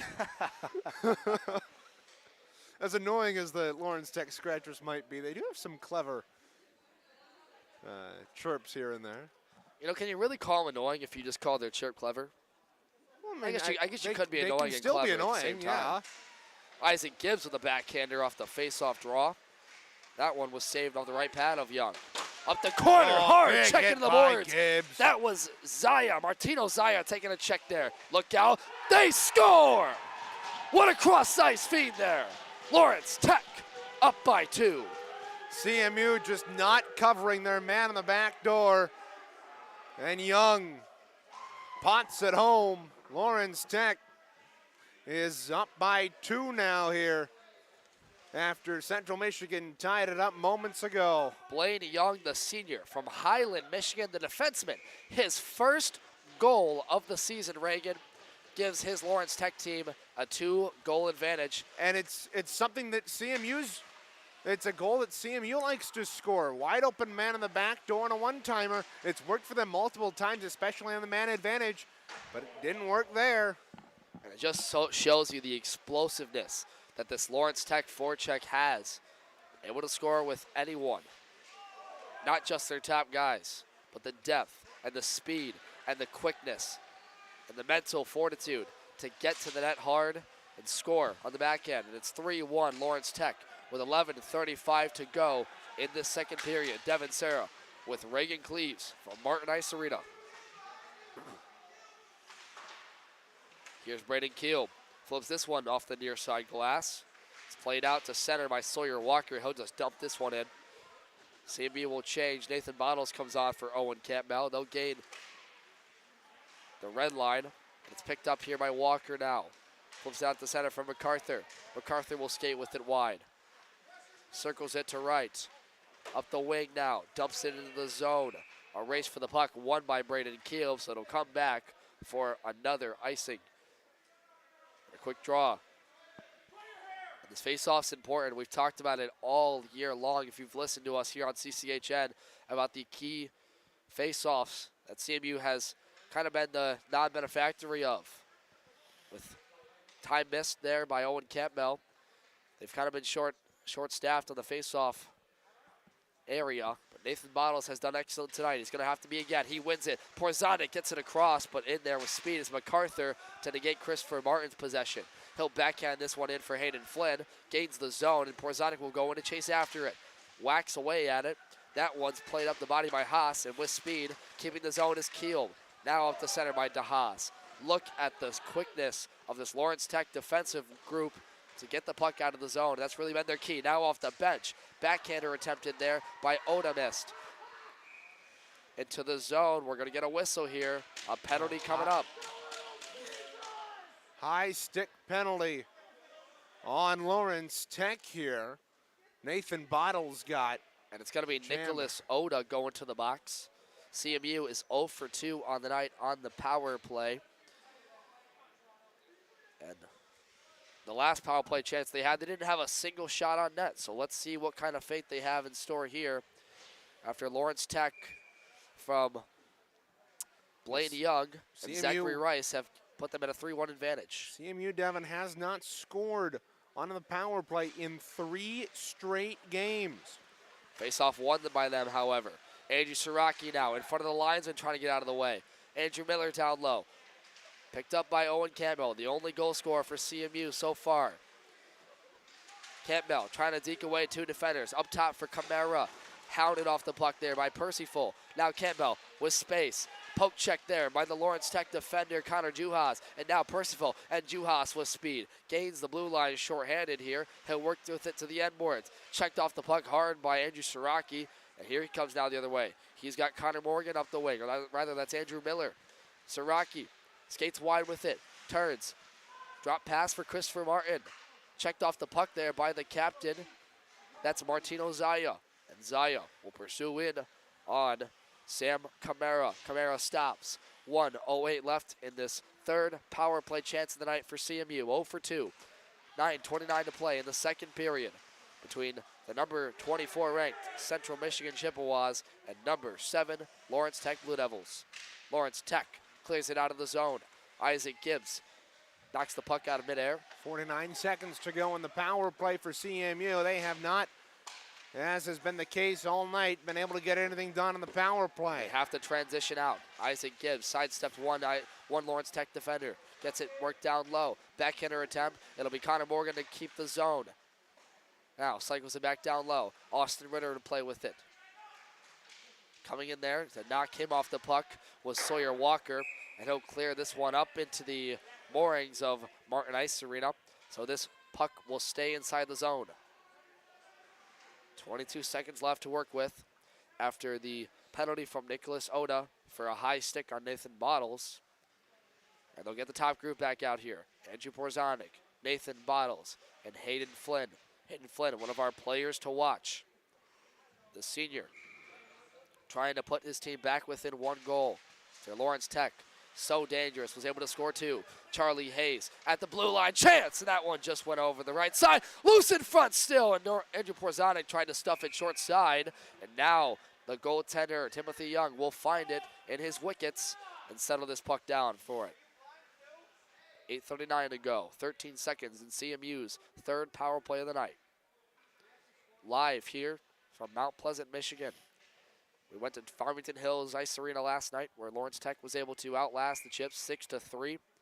7 different Lawrence Tech players found the point sheet. And Andrew Porzonik trying to find it here after he had a 2-goal night. And that one's deflected wide from Young. Good work by Charlie Hayes to come back in. MacArthur right on him. But he was able to poke that puck free. Lawrence Tech back to full strength now.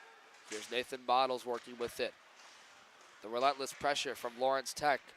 They haven't allowed CMU to get in sync all night long, especially at center. And you can just see the toughness, how well coached they are, the defensive scheming. It's all going in Lawrence Tech's favor right now. Central trying to change that fate right now. Nathan Bottles to the backhand, near side shot. Porzonik trying to find on the back door, and Timothy Young got across to make the save. Porzonik looking to the sky after that one. He hesitated just a bit too long, and Young got over in time to make a save. CMU remains frustrated, but they're picking up a little bit momentum here. Owen Campbell revs the engines, gets it up to slot area for Miller. That puck's still loose. Lawrence Tech's got bodies to play with it. Miller comes in to help out at the corner. He'll flip this one down low. Owen Campbell takes it on his backhand. He'll skate with it now. Turn to Siraki. Lost it now. Miller comes in to help out, and Tech's able to get it up top. Now keeping the zone is Martin off the head of Lawrence Tech. They got a 3-on-1 developing here. Here's Juhas getting with it wide. Backdoor chance, defended well there by freshman Braden Keel. It's still loose in front, however. Jones has the sprawl for it. Where is it? It's wide of the net to the end board, and the net comes off its moorings after Jones gets barreled into. Dangerous opportunity for Lawrence Tech the other way. Jones had to sprawl out on his feet. It looked like for a while Central was going to keep the zone, and then all of a sudden a puck goes off the head of one of the forwards for Lawrence Tech, and it leads to a breakout chance for Juhas the other way. Now the head coach for Lawrence Tech is giving it and having a heated discussion with the official. Yeah, I believe that's actually assistant coach over there. The referee smiling at the scratches after that. They were chanting, "Do your job." I think he was doing his job, actually. But Reagan, I believe Ken Gaffney is actually the real head coach for Lawrence Tech. He's down in Indiana Tech. Yep. With the D1 team. The number 15 Division I Lawrence Tech Blue Devils taking on the number 7 Indiana Tech team. And boy, in Division I, they are in a gauntlet right now trying to make their way into nationals. I believe the top 32 teams in Division I make their way to nationals. We'll have to get a stat check on that at intermission because, boy, if that's the case, that's a lot of plays and a lot of teams to go through. I mean, think about it. Think about how big that bracket is when we get to the national tournament, and we saw it last year. Look out, 3-on-2 developing for CMU the other way. And yeah, you're right, at the Division I rank too, Reagan, a notable point about that is it's a sudden death format there. Each game means that a team's going to stay and a team's going to go home. Unlike Division III, where when you get to nationals, it's a pool play, and you're guaranteed at least 3 games. For Division I, however, it's a travel and either a spectacular win, a dramatic win, or it's a defecating loss. Now, here comes Lawrence Tech the other way to play inside. CMU zone. You sure it's a give and go back defecating and loss, forth. Devin? Ah, shut it. Down low to work with it, Isaac Gibbs. Kyle Chapman. You can tell I've been trying to work on my wordplay, and not a good example right there. Up top there from the point. That was Walsh taking a shot. That one went well wide. Short side chance. That one roofed over wide. Walsh down low again. Off the skate of Connor Morgan. He'll flip it out to center. Tipped off the stick of Isaac Gibbs. And it forces Lawrence Tech to reset. Look out, they got to get on the ice real quick. Here comes Schoen the other way with a shot on net. That one glove saved by Jones, and he had to sprawl out to the ice to glove that one and gobble it for the stop. 5:51 to go in the second period. Devin Serra alongside Reagan Cleaves from Mark Nice Arena in Mount Pleasant, Michigan. The second game of this weekend series between Lawrence Tech and Central Michigan. Next week, Central will go on the road to play Oakland University. The number 17 Golden Grizzlies trying to make their case for nationals as Lawrence Tech skates this one out of the net, but it's gathered up there by Jones. And then for Lawrence Tech, I believe they'll stay in conference play. They play Indiana next weekend, and then Indiana. they close out their season against Oakland. Thank you, Reagan. Didn't have it off the top of my head. But nonetheless, if CMU is able to make something of this series, it would be massive for their national implications. Still ranked at number 24 in the country. We must add that the games last weekend in the Miami, Ohio showcase have not been updated in the ACHA scoring metrics, which means Central's games will not count to their ranking until they are put in. So they are at number 24 right now. They have wins over number 14 Nebraska, number 9 Grand Valley State, and number 2 Missouri State. You make of that what you will for their case for nationals. Top 16 get in.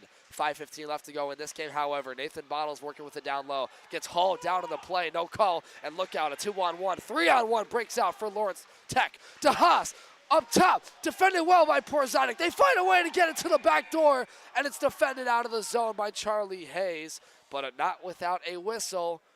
Penalty going to come up here on CMU, which there should have been a penalty, but you think about back to the CMU end of things. I believe it's going to be should have been a penalty Porzonik after for a Bottles got hauled down in the right wing circle. We'll see what the head judge is official here. I believe it was for a slash. Yep. You're right, Reagan. So Porzonik's going to go sit for a while with the two, for this game anyway, backup net minors Elijah Jones and Joe Drucker. Exactly 5 minutes left in this second period. Central was able to nod the game up at 1 after Owen Campbell scored at 6:07. And then just 5 seconds later, it was Rice. And that one went off the near side post there. Jesus, I can't even get time to talk about the other goals. Lawrence Tech is trying to put another in the net and go up by 3. Here they work with it, cycling the puck. Robinson down low. Defended well there by Isaac Gibbs. Now DeHaas plays with it. Up the near side corner. Looking for time and space. Robinson up top. A clapper attempt saved by Jones. Squirts free to the near side corner. Deflected. Backhander attempt to keep it in. It's collected by Carl Chapman, but then it's kept in the zone. Hard hit there by Connor Morgan. And we're going to get a whistle coming up here. And I believe they're going to call something here on Morgan. And uh-oh, we got more.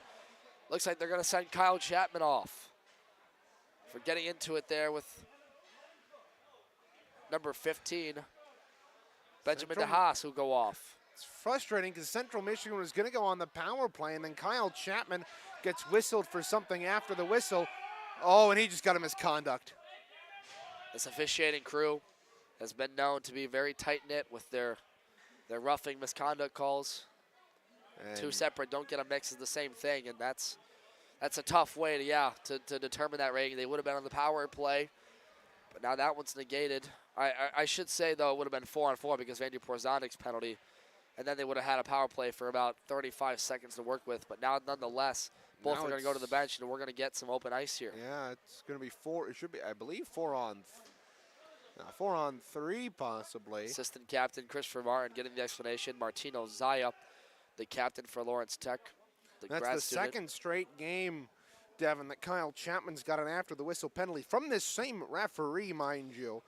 And I don't want to draw any lines connecting, but this referee was the same referee that did not call the penalty or the hit on Isaac Gibbs back in Saginaw. And It was our understanding from the CMU side that he wouldn't be reffing any more CMU games, but I guess due to a shortage of officiating, he's being back. He's back on the ice.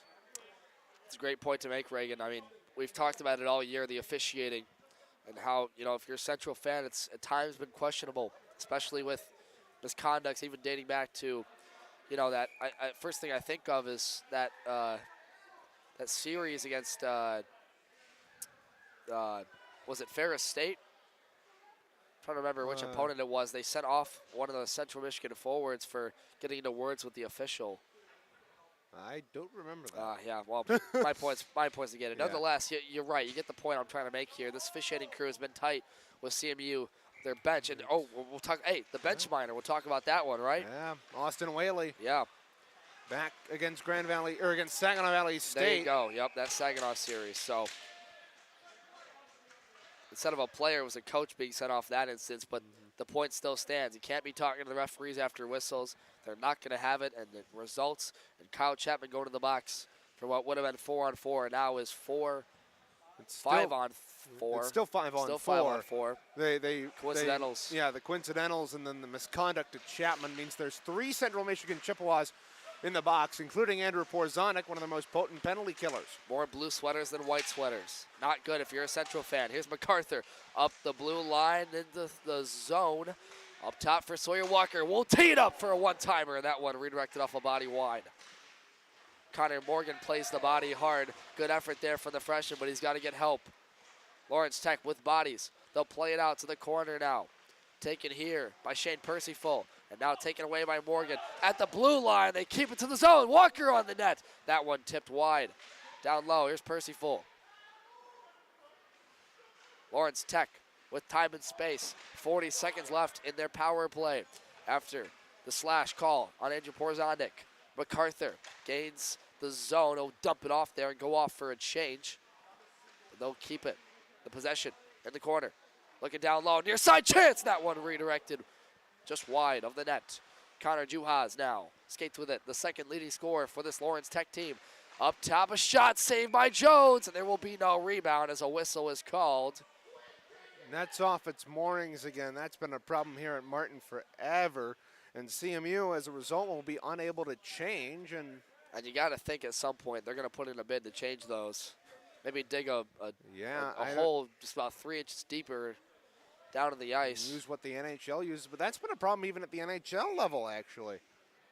So debate whether or not they'll more strictly enforce the Robinson net coming off its moorings. And that one went off the left pad of Jones.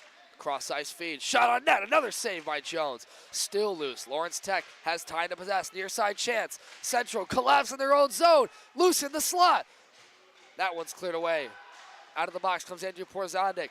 Isaac Gibbs is able to clear the zone finally, and it will not reach the trapezoid. Central will get fresh body out of the ice. They've killed off the Lawrence Tech power play. 2:55 to go in the second period. Owen Campbell pickpockets the Lawrence Tech forward.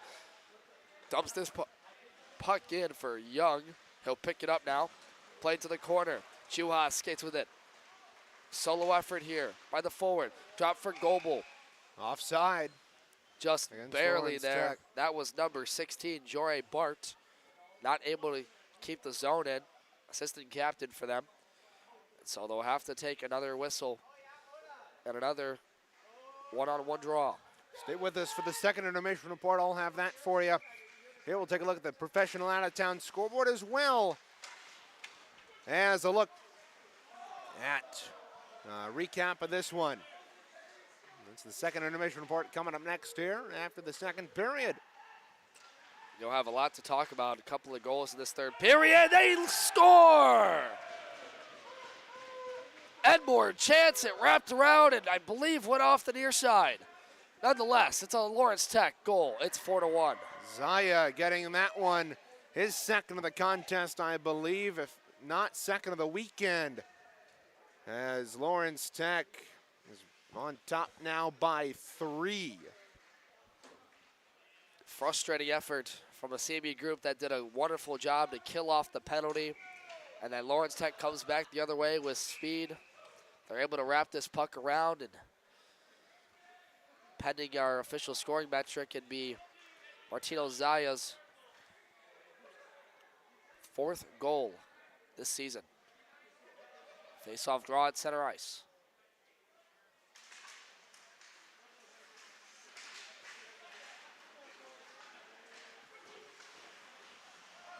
Played out to the wing. Lawrence Tech resetting in their own zone.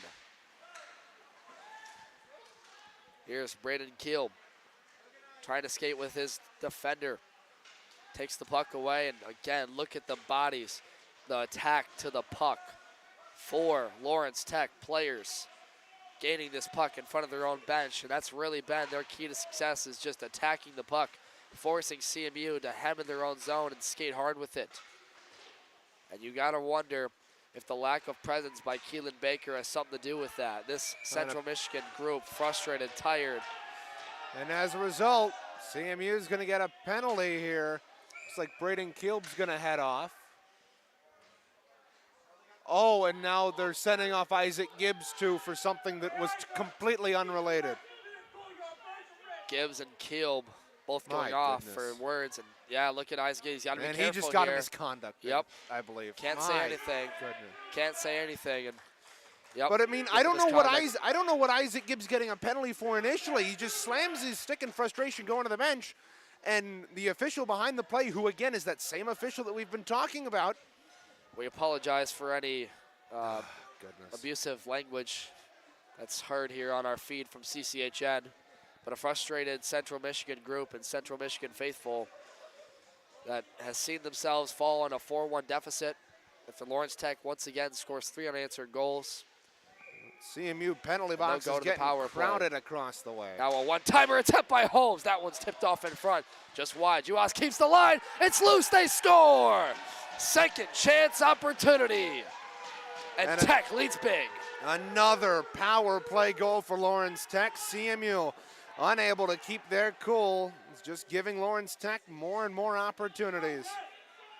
And leading the line there is Colin Clark, the leading scorer for this Lawrence Tech group, with now his 10th goal of the season through 19 games. The senior from Saline, Michigan, extending this Lawrence Tech lead, and boy, this one's getting ugly.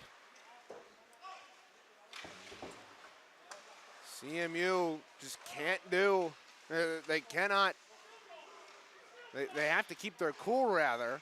Oh, Connor Juhas just stepped into the freshman Andrew Miller.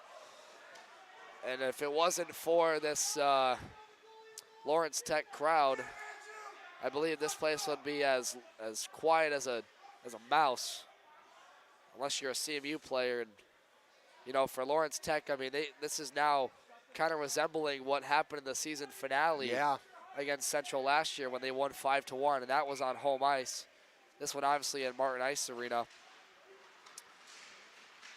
But Tech just having their way right now with the chips. Hounding in the zone. Look out, another chance for Walsh, and that one went off the glove. Near side, it might have hit the post. My Lord. Net comes off once more. Again. So, and the thing is, abusive penalties, net coming off its moorings. Can you rack up the frustration yet? I mean, CMU just cannot catch a break here, and I think for Lauren Jones, I think the frustrating part for CMU is that they can't change after that. Net comes off its moorings through no fault of Lauren Jones. He's just trying to play the puck. The net not very well secured, and CMU unable to change. 50 seconds to play in this second period. Lawrence Tech with penalty the last coming up here on LTU. And that was Nicholas Oda touching up with it. He tripped up Sam Camara on the play. So you just talked about, it seemed like Central couldn't get a chance here. And and Owen Campbell's going to go off too. Owen Campbell. My goodness. For what? I am confused. Probably saying something. I am this one. Yeah, I don't even know what to say about this one, CMU folks. with this official cannot buy a power play. Every time we get a penalty, he always finds some way to give CMU a penalty as well. And it's frustrating, not only to us, but to the team as well. My Lord. And we don't want to confuse anything here. You know, sometimes the best thing to do is not say anything at all. And I think that's the case right now for It CMU's is. bench because you keep this up, you're starting to talk about game misconduct. You say anything I mean, once I more, think then like you're going to 4 start of our. suspending people. I think we've got 3 people in the box right now who have misconducts. I'm counting my lucky stripes here. I believe that's Braden Keel, Isaac Gibbs, now Owen Campbell, or rather Kyle Chapman. Instead of Keel, but I think you and the rest of the CMU faithful is taking a sigh of deep relief here. Oh, And goodness. we apologize again for any language pick up here from our microphones. We apologize for the lack of scoring change here. It's a 5-1 Lawrence Tech lead. Who'd We're a they little just bit kick short-staffed out? here. What the heck? And they've kicked out. Who the heck did they just kick out? And now Owen They just Campbell's kicked out gone. Owen Campbell. Owen My Campbell's goodness. gone. Yeah.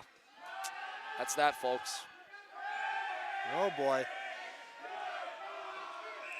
The Lawrence Tech scratch is getting into it, and this one's getting a little bit out of hand here. And the captain Martino Zaya's Zaya like telling telling his the group scratches to shut up. and you might have obviously the crowds can say whatever they want, but you have to wonder at some point if they are part of the team, if these officials would say something about that to this Lawrence Tech bench. Certainly a no worse for wear rivalry. And they're chanting more here now, trying to frustrate CMU. And Lawrence Tech's bench. Tech's bench, yeah, because they don't want to get a bench minor right here for chirping.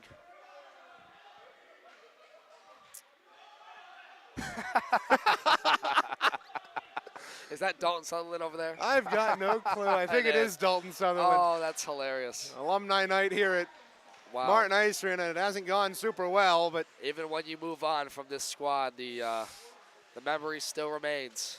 And Dalton Sutherland certainly had his way with the Blue Devils over his time at Central Michigan. The leading scorer in basically every single point category you can think of. Was an assistant coach for the portion of last year on CMU's national title run, where they went toe-to-toe with the #1 Hope College Dutchman in their pool play final. Ended up bowing out in overtime, but Dalton Sutherland is still a very in-tune member of this Central Michigan team, along with a couple of other alumni in attendance. It is alumni night here from Martin Ice Arena. By the way, 17 seconds left in this second period. Lawrence Tech has scored the last 4 goals after Owen Campbell tied the hockey game up and then now was sent off for exchanging words with the officials. 8 seconds to play. And now Central is on a power play here from the penalty from Nicholas Oda, but the clock will run out. It's been all Lawrence Tech in this second period after a couple of words were exchanged by CMU's bench with the officials, negated a couple of their power play chances, and it results with a couple of goals and a 5-1 beating right now being taken to the Chips. We'll step aside and be back for Second Intermission Report presented by CMHIceHockey.com. Reagan Cleves will have it. Stay with us. You're watching CMU Hockey on CCHN.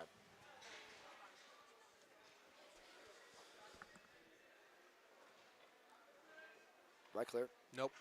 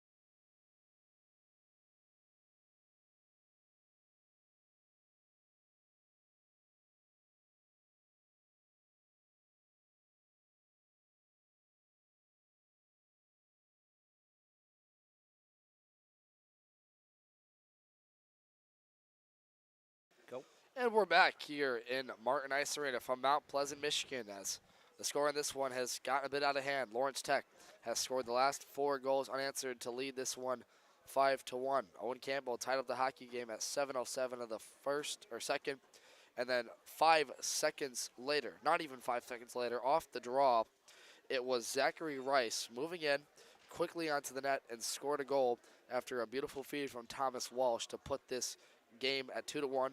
Then it was Blaine Young scoring at 10:07 of the second to make it a 3-1 game from Bart and Zaya. And then Zaya gets another point tonight here from putting his team out 4-1, 17:40 into the second from Bart. And then a 5-1 game by Colin Clark from Juhas, and that was a power play goal. Lawrence Tech's second of the night. So Reagan, getting back to our point here now after some controversial officiating has seen Owen Campbell go off of the game misconduct. We've seen misconducts given to Isaac Gibbs. We've seen a rough given to Kyle Chapman. So it's kind of gotten out of hand here. Just kind of your thoughts and assessment, and then we'll get into kind of what the implications of this game mean. Yeah, so it's for CMU, yes, it's frustrating that you're getting calls you wouldn't want. You're getting calls that you're upset with. But you have to keep your cool going forward. You know that this referee isn't going to let you say anything whatsoever, even if it's hello. You cannot do. You know what this referee is going to call. You have to keep your cool. And if it's if you end up losing this game by more than 5, that hurts real bad in the rankings. Really bad. And that was the second point I was going to transition to. Is if this team loses by 5 goals, the way the ranking points metrics make, we're not going to get into the very details of kind of how that system works, but we know is a 5-goal win means almost nearly double of what a normal win does. And against a ranked opponent like this, if you lose that badly, it almost negates any other national ranked win you have. Not all of them, but just comparable. And one I'd compare this to would be Grand Valley State. If CMU loses this game by more than 5 goals, it could mean major implications to their nationals' chances. So there's still something to play for here for this Central Michigan team that's already working with a short bench with game misconducts to Kyle Chapman, Isaac Gibbs, and then just misconducts, and then a game misconduct to Owen Campbell, and we will not see him the rest of the night. Puck is up, dropped, and we are underway. Chippewas working from left to right in their maroon, white, and gold uniforms, the reverse retro style, I'm just going to call them, lettering crest. And then Lawrence Tech in their new black uniforms with the blue and silver trim. Quickly into the zone here is Nathan Bottles getting in deep with it. Lawrence Tech trying to keep on the attack after they scored the last 4 goals of this hockey game. They won 6-3 last night, and goaltender Lauren Jones has now conceded 5 or more goals in his last 3 games, but he stays in the net anyway for this group. Nathan Bottles over the blue line. Deeks a defender, knocked off the puck quickly there by Lucas Robinson. Good play by the defenseman. He had 4 points last night in the 6-3 win. And continuing to play well here as this puck's down low. Shot attempt from Andrew Porzonik was deflected wide off the skate of a Lawrence Tech defender. Here's Bart working with it in the corner now. And one thing, Devin, I want to see CMU do here in this third period is, yes, keep their cool, but also keep fighting. Yes, it's frustrating to be down by 4 to this team, but you have to be able to keep your fight up. You're going to face challenges throughout the rest of the year. You're playing some very good teams, including Oakland and Michigan, coming up in the next 2 weekends. You have to be able to play well and finish out the game with pride. Ooh! Juhas got tripped up by his own man. Flying into the play was Blaine Young. And, Reagan, taking a look at that remaining schedule, they'll go on the road to take on Oakland University next weekend. And then they'll play afterwards Michigan, the Wolverines, at number 6 in the country, who have taken down some mighty opponents the last couple of weeks. They took down Notre Dame, who was ranked number 3 in the country, 9-0. Then 4-2, look out, a bad giveaway. Here's Connor Morgan the other way. Got a one-on-one chance here with Goebel. Hard back check there by Blaine Young. Good pressure on the freshman, not allowing him to get to the net. But the point is that they have to play, as you mentioned, some tough opponents here. And even if they are considered subpar, we've seen this year that anybody can beat anybody in the ACHA Division III. As a shot there from Holmes is deflected off the stick of Clements. Yeah, good stick work there by Clements defending the 2-on-1 there. With Robinson down, or pardon me, the Holmes on the left side. Good job to get his stick in the shooting lane and deflect it up and out of play. 18:06 to go here in period 3. And, if you're talking about the bigger implications, Lawrence Tech, 7 in the country, with a win over Central Michigan, if they're able to hold on to this 4-goal advantage, it would mean a lot for their standings, because some would argue CMU is a little bit underrated right now at number 24. And you have to wonder, when the new rankings come out, where they're going to sit at. They have wins this year over Saginaw Valley State. They've played competitive with Michigan. This team is very deep, and I can't see a way they don't get the Nationals. That was loose in front, still there for Radu. They score. Oh, and look out, Martin getting into it afterwards, but it was Radu right there on the doorstep. No CMU defender there to pluck the puck away, and it results in another Lawrence Tech goal, their 6th of the night. and that'll Tyler be Martin's Radu's. going to get sent off here possibly. And that'll be Radu's 8th goal of the season. The freshman from Milford, Michigan, scoring in this hockey game at 2:41 of this third period. And yeah, now it's a 5-goal deficit. What we just talked about, Reagan. 5 goals, Lawrence Tech leads by 6-1 over Central Michigan. And there's going to be another discussion. Indeed, and Brennan Martin frustrated behind the CMU bench, talking with the official who's standing in the official's crease with other two. And Brandon Clements is going to head off here for a penalty out in front of the net, I believe, that was being called as the arm went up, or as the goal went in. So I believe, it's going to be 2 minutes against Brennan Clements here. And now the official's going over to talk with Brennan Martin. And we do have 2 minutes up on the board for Lawrence Tech as well. So I believe it'll be 4-on-4. Isaac Gibbs still in the box, serving his misconduct from earlier. And, it's just a continuation of, I can't find a different word to say than just frustration. Yeah. I mean, this Central group looks like the wind is just completely out of their sails. On the ice, off. Most of the fans that were in support of CMU have left the building. And I can't blame them for, kind of what is getting out of hand, and what was advertised as going to be a physical dogfight matchup to the end has turned out to a one-sided, lopsided, really, favor. And a very good Lawrence Tech team. Nothing to take away from them. They have played an excellent game and an excellent weekend series. There's a reason why they're top 10 in the country, and I have no reason to doubt that they will head into nationals with some kind of ranking inside the top 10. Deservedly so. And here they come again with speed now. Quickly a one-on-one develops. A shot on the net, and it's saved by Lauren Jones on the blocker side. Now Radu, who scored the most recent goal for Lawrence Tech, fights within the corner. Gets some open ice to work with. 4-on-4 here after Clements was sent to the box along with Benjamin DeHaas. Nathan Bottles behind his own net picks it up. Stops on a dime and waits. He'll circle out to center, where he'll look for a pass intended for Austin Ritter that missed. Played there by Lawrence Tech, and now they come with numbers the other way. Radu with speed up the left wing, short side, trying to stuff it. Loose in front from MacArthur, and Jones stopped that one again, and it's whiffed out of the zone by Central.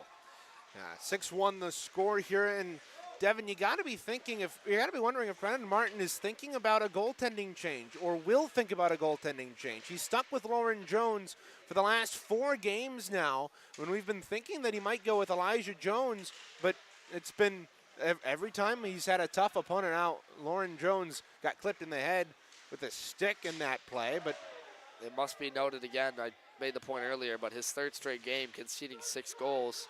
I don't think a lot of them have been Lauren Jones' fault personally, but I believe, at some point, right, you might want to get a different look against a pretty good team. I mean, his goals against average after last night creeped up to 4.25, and then you got to think with this one it's going to bump up even further toward 5, possibly even 6. And when your goaltender can't, yes, he's facing a good amount of shots, but you've got to think about changing things up in net, especially if it's consistently 6 goals. Here's Wright to turn with it, circles back. Down low again for Walsh. He'll send that one in front. Siraki's there to deflect it with his stick. Hayden Flynn will chip it out of the zone, and Wright will have to go back to play it. Hayden Flynn goes off for a change along with the rest of his unit. 15:40 to go in the 3rd period. Lawrence Tech in a rout of Central Michigan, up 6-1. Devin Sarah alongside Reagan Cleaves here in Mount Pleasant, Michigan. for the closer of this weekend series between these two top 25 teams.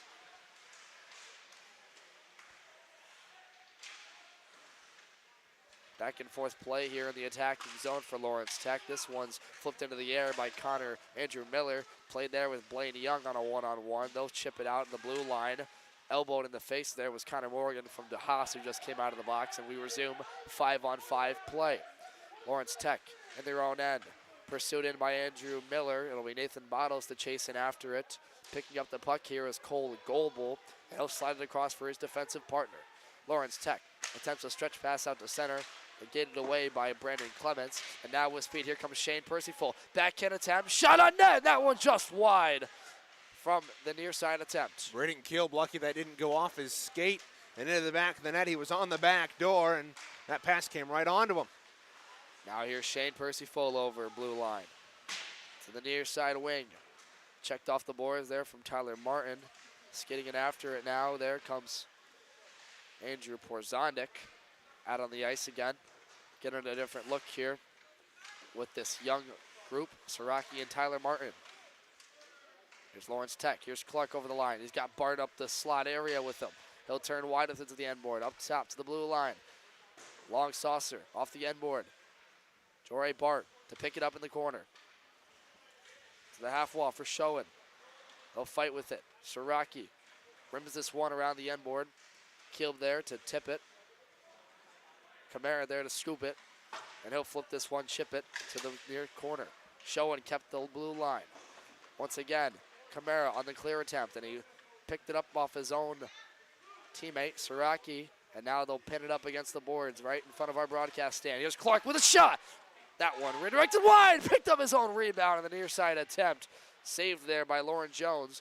It might have even gone off the near side post. Here's Schoen again. Keeps it into the zone, and again, CMU gets a chance to go off, but so will Lawrence Tech. And right back in, here's Juhas applying the forecheck, outworking Sam Kamara to the puck. A well-coached Lawrence Tech team not letting up at all on this Central Michigan team that's been deflated. They already had players out of the lineup coming into this game. Keelan Baker, and then Jay Nadeau, and now Owen Campbell out of this one. That one went off the post from Walker's shot. And Tech with a full four lines, able to just kind of shuffle and just hound CMU. And look at the puck movement right now. Cycles it up to the blue line. Here's a shot from the right wing. That one got blocked in front. Austin Ritter to play with it. Now a cross-ice feed there intended for number 22, Colin Clark, and it missed him. You think they want to play for something? MacArthur up to the blue line. A shot on net. That one's saved and not a second look for Lauren Jones with 12:30 to play. And CMU again hemmed in their own zone. They cannot get anything going, Devin, and they got to think at some point Chippewas just are trying to survive here, and Lauren Jones on a knee in his crease. He's been, I mean, he's getting up now, but it's been a tough outing for him tonight. You hate to see it. The goaltender from Fenton, Michigan. He's played honestly pretty well all season long. Kind of established himself now as that number one in Brent Martin's mind. And broadcast of today's game is a copyrighted presentation of the American Collegiate Hockey Association, the CMU Club Hockey Network, Moorehall Television. No reproduction, retransmission, or other distribution of the descriptions or accounts of this game may take place without the express written consent of the ACHA, CCHN, and MHTV. Well, folks, if you're still joining us on this broadcast of CCHN, tell us where you're tuning in from. Just under cracking about a century of viewers here, here on CCHN. We appreciate you all listening in here. You know, I don't think we give too much kudos to a lot of the Central Michigan faithful that turn into our broadcast, and Lawrence Tech fans. And we appreciate everybody tuning in. Devin Sarah, Reagan Cleaves, Joe Lazier now on the call, or production of our crew here, running the sticks, cameras. The referees are working on the gouge in the ice. Yeah, in front of the boards here.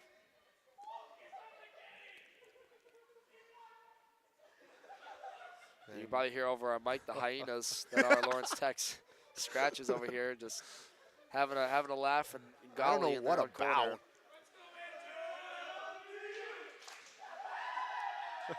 Lots of fun being had on that Lawrence Tech side. And I mean, give them credit. They've played a good game up 6-1. And that's going to be a bench minor penalty to Lawrence Tech. They'll go to the penalty kill.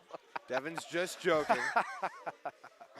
I had to put it in there. Yeah. But looks like they've corrected some of this. There's now a conversation being had in Brendan Martin. And, you know, for the type of game this been, there's been a lot of stoppages. Yeah, it's been a very like an egregious amount of stoppages. Yeah, we're at what? We're almost 2:34, and we've not even played half this third period. We usually go up to around 2:50 with the post-game show, which tends to be a good 10 minutes, but we've had a long game today. Still got plenty of time left. If this one continues the way it does, I don't think we'll have a long post-game show. No, I don't think we will. Here's a shot there now from the near side. That one's loose in front still, and now no one there to jam it home. One handcuff. Nathan Bottles comes back the other way. Skates past right in the offensive zone. CMU with some time to play with it. Andrew Porzanic backhands that. He's checked off the puck hard. And now look out. Lawrence Tech with numbers the other way. Here's over the line. Thomas Walsh. He'll go wide with it. Looked for a pass intended for Rice. And it was well defended by Christopher Martin. Now Wright keeps the zone. Drops it off to Walsh at the left circle. Sends it in front there. And Haas just couldn't get a shot. Rather, that was Zachary Rice, most recent scorer. It looks like Elijah Jones putting on his mask on the bench. He's got his gloves on as well. Maybe Brennan Martin seeing how much Lauren Jones is laboring. Maybe wondering if Lauren Jones comes out here at the next stoppage.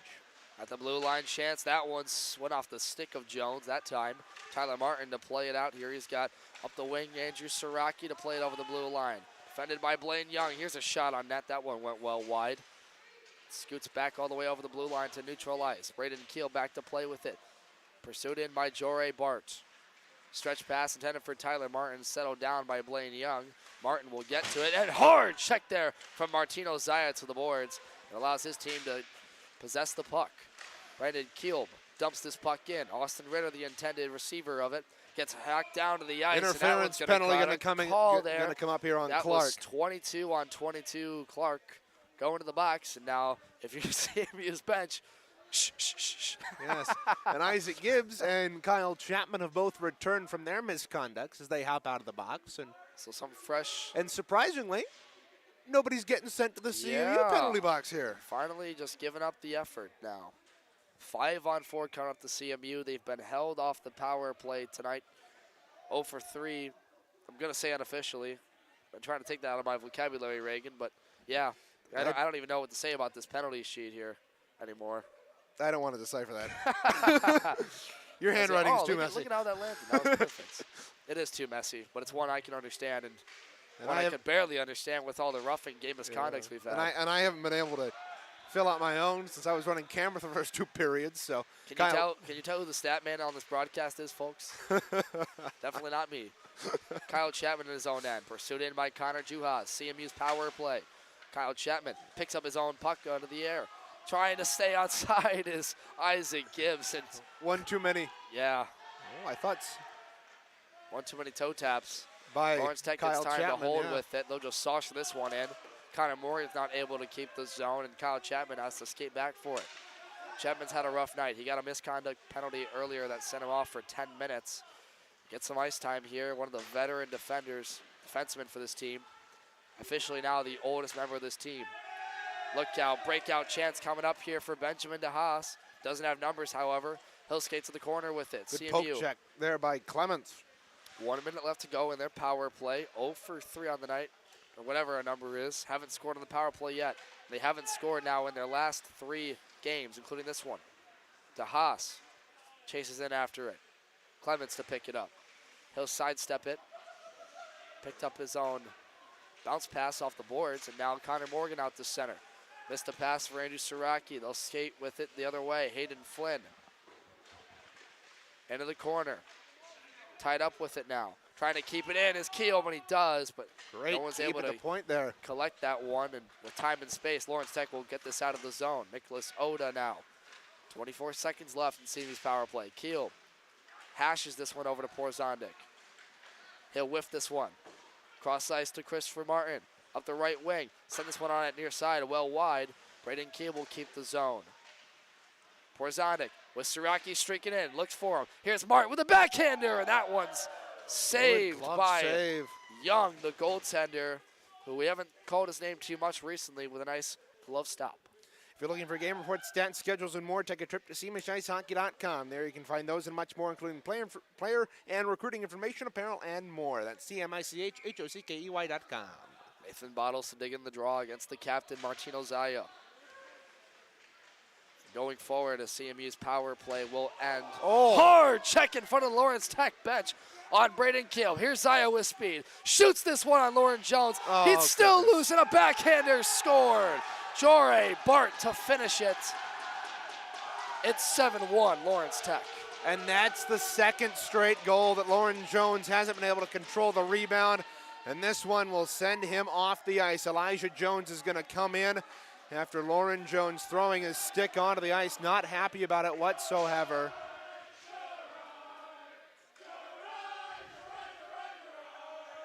What the heck are they singing?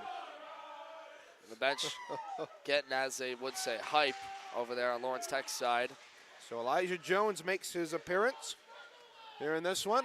Lauren Jones plays 52 minutes.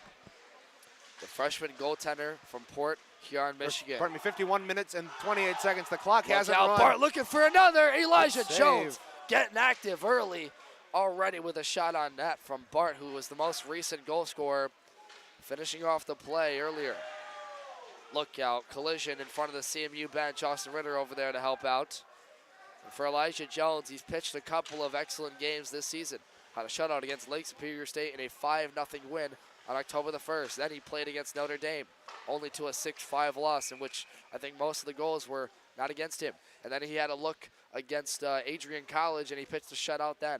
And you think about how this team has played around Elijah Jones, especially in the second games of series. He came in midway through that first Notre Dame game, in which CMU lost 11-4. He comes in game 2 and pitches an overtime loss. He played well in that game. Yeah, there were a couple of frustrating goals, but he played well. He's got shutouts in his last 2 games, and you got to wonder why Brennan Martin didn't go with Elijah Jones to start this game. But you know, Reagan, when you ask head coach Brendan Martin about that experience, geez, this puck is still loose in front. Elijah Jones, 1-2 saves. Short side attempt, well wide there by Walsh. When you talk to him about what he means by a leading goaltender, because I asked him questions about, hey, who is going to be your starting guy? Brendan Martin is the type of coach now, we should call him, that wants to go with the experience, that wants to go with the veteranness. Elijah Jones, the younger goaltender, he's a freshman. Lauren Jones, the junior from Fenton, had more playing time, has arguably been in some high-pressure situations. I wonder, you know, being so young and new to this team, if he really knows what Elijah's capable of. And I agree with that, but at the same time, Eli's played so well when he's been called to play. It's a bit concerning, especially with a injured Lauren Jones, who's been battling with a lower body injury most of the season. He's played through it, but here's over the line quickly now, Lucas Robinson. Surprisingly, I can't see him on my score sheet yet tonight. He had a 4-point night yesterday in the 6-3 win over CMU, but it's been held off scoreless. And there's been a couple of really impressive performances. You know, how about Jore Bart? And that one loose in front still.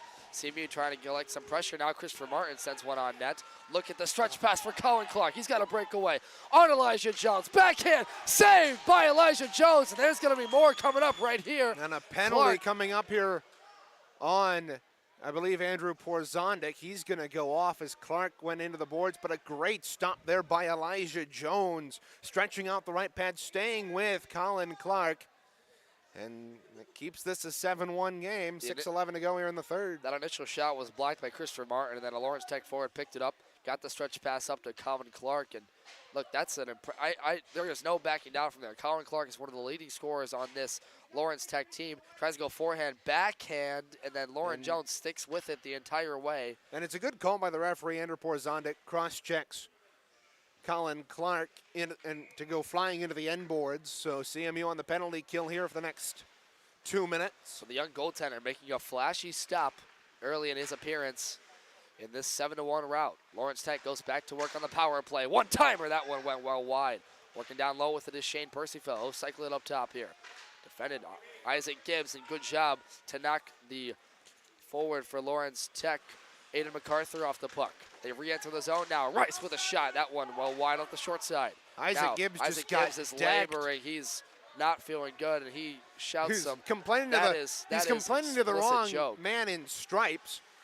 Well, he was talking to the linesman, and I agree with Isaac Gibbs. It should have been interference as he gets hit from behind on the entrance to the zone. Look out with speed. Backhander, they score! Thomas Walsh, after Elijah Jones just entered 3 minutes ago, gets another power play goal, their third of the night, and it's 8-1.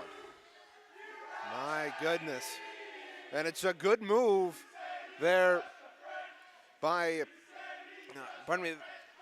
Thomas Walsh. by Thomas Walsh, and he just lifts the backhander over the glove of Elijah Jones, and it looks like Walsh is going to head to the box here.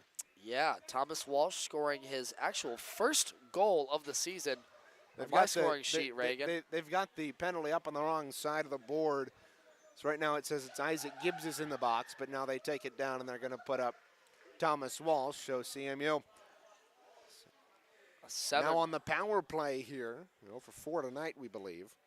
And a 7-goal deficit. If CMU was going to erase that 5-goal advantage, we just mentioned being so important to the rankings metrics in the ACHA Division III, they're going to have to do a lot of work here on the power play. 5:15 to play in this hockey game. Lawrence Tech up enormous, 8-1, routing the Chippewas. We're back on home ice for the first time in 5 after going on the road in Miami, Ohio, and then last night to Lawrence Tech. And not the showing they wanted to have by any means, with alumni in attendance, as well as a pretty favorable CMU crowd, one we haven't seen for a number of games. But yet, on this day, it's been the Blue Devils, all the Blue Devils. Owen Campbell, the only scorer for Central Michigan, he was sent off the ice in the second period for game misconduct. And now here's DeHaas over center, shorthanded. 1:11 to go in the power play, 4:34 in the game. Devin Sarah alongside Reagan Cleaves for Central Michigan and Lawrence Tech. Penalties coming up here on DeHaas, as there goes the whistle. Connor Morgan was the de facto. The target of that. Yeah. Thanks for correcting my word there. And I don't think we caught it. No, we didn't on our feed. As it was behind the play, well behind the play, actually. So that's CMU's got a 5-on-3 for the next 101. Well, let's see what kind of look they want to go with here. Nathan Bottles, Isaac Gibbs, Andrew Siraki, Christopher Martin, and then Sam Camara. So a little bit of a mixed group right there. Bottles normally plays in the top line, but in this power play unit 5-on-3, he'll get a look with the 2 young guys. Bottles tried to play this puck out, and it was flipped into the other zone by Lawrence Tech. Shane Percyville. And now here's Sam Camara to skate with it through center. He'll have guys up the wing with him. Christopher Martin, he'll skate up the wing now, dump this puck after getting the red line, and then he'll come in. Isaac Gibbs. Christopher Martin, it should be noted, had the only goal in that 5-1 route at Lawrence Tech a year ago. It was a nice shorthanded end-to-end goal. D to D they go, sliding across. A shot from Camara was deflected wide. Cleared out of the zone after it went off the head of Percyville. He'll go off to the bench with 25 left in the 5-on-3. Fresh bodies for Lawrence Tech. Camara in his own end to play with it. And this is something that Lawrence Tech all year has done very well. They've played close first games, but as it's gone on, especially against some lower-seeded teams in the MCHC East, they've been able to open up big wins against their opponents. And that seems to be the case here tonight, as they've killed off the 5-on-3, and CMU still has a power play for another 55 seconds. Christopher Martin in his own end. 5-on-4 now. CMU trying not to go 0-for-4 or 0-for-5. Unsure of which one it is now, but scoreless on the power play. Christopher Martin to skate with it, pursued by Juhas. He'll go D to D with Camara there. Waits with it. He'll take a look now through his own slot over the blue line. Tended pass for Porzanic that missed. Oh my. And we're going to get a whistle for that one. And Interference penalty most likely going to come up here on Sam Camara. It was a clean open ice hit, but I think the referee didn't think he was going for the puck. Let's see if you and I can take a look at it here, Reagan. Martin plays with it wide. Goes And D now to D. Camara's talking with the linesman here as he gets into the penalty See if box. our feed picked it up right here. Oh yeah, just decks him right over the red line. But I think Camara's case is that the guy had the puck, which if he did, that was a clean open ice hit. It's the only question is whether or not he had the puck. This is going to go for icing against against CMU here rather. And yeah, they were talking about it, the discussion. And yeah, you got to wonder, right, if he's trying to play the body there with the puck coming through the red line, right, trying to take a man out of the play. You know, unintentionally, not just going after him, but officials didn't see it that way. And if you've been tuning in with us for this coverage of Lawrence Tech and CMU, it's been a very one-sided affair. I mean, and you take that as you will. Looking at our replay, it looked like his man had the puck, and Camara just lit him up, but the referee didn't think the Blue Devil had the puck, and it is what it is in the end. And, you know, there will be questions, and it can't be ignored. The officiating crew has made some rather controversial calls here tonight, much in the favor of Lawrence Tech. And, partisan aside. Oh, and that one hurt. Kyle Chapman took that one in the ankle. It's tough to see. And such a high-stakes game like this one where for both these teams, really, the rankings will matter so much. And this one's going to look great for Lawrence Tech going forward, taking down a top 25 opponent in convincing fashion on both nights. And for CMU now, if we're talking nationals, talking a push for the playoffs, it's going to be an uphill battle for them going forward. They'll go and take on Oakland University in a weekend series next week. Then they'll go on play Michigan, the number 6 team in the country, and then round out their schedule with Davenport before the MCHC tournament. And you talk about that, assuming Michigan takes care of business against Michigan Flint this evening, Michigan will leapfrog CMU, and they will still have 2 games in hand on CMU, and they'll be ahead of them by only 1 point. But I think for CMU now, you got to look out for Oakland coming behind you as they play Adrian and played Adrian earlier today. We still don't have any idea about how that game went, though it did go final. We'll take a look at that and get to it in our postgame show. But right now, CMU has just got to play for preserving their spot in the middle of the pack in the MCHC East, because you don't want to fall to lower than 5th. Right in the middle of the pack is where you want to be, especially come playoff time. And you think about that top 5, you'd have to play, or the top 3, and the top 3 MCHC teams you'd have to play in the tournament. Saginaw Valley, Lawrence Tech, or Michigan, if we're being completely honest, predicting, right? Yeah. You don't want to be below that 4th seed. Now here's a shot on net. That one saved by Elijah Jones. A nice solid stop with the lower pad. And 1 minute to go in this hockey game. 18 seconds left on the penalty to Camara, and Elijah almost couldn't find that one in his pants and now picks it up. But the MCHC tournament, no matter which way you look at it, is going to be a gauntlet. It's such a deep field this year on the East and West. And on the West side, you're looking at Hope College and Grand Valley as kind of the 2 standout teams. But when you get to semifinal and the finale, this Lawrence Tech team has no doubt in my mind that they can compete with the best of the best. I mean, and Hope doesn't play a ton of teams from the East. Oh, look out. A good blocker save there by Elijah Jones on the one-touch pass out in front. McShowen from the point. That one went off the face mask, rather gloves of Elijah Jones. He just got his body in front of that one. Lawrence Tech not giving up here in the final minute, up big, trying to paint it on Lawrence Jones. Oh, that puck was almost over the line. If that didn't hit the crease, then it definitely hit the red post, and the referee was right on top of it. Good call by him. 30 seconds to go in this hockey game.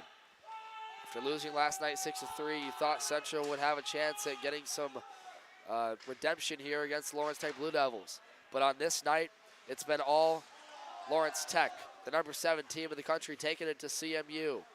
They will win this one in convincing fashion, establishing themselves now in first place in the MCHC East And CMU will find themselves dropping now their second straight after a successful Miami Ohio showcase. Lawrence Tech wins this game 8-1 over Central Michigan here at Martin Ice Arena.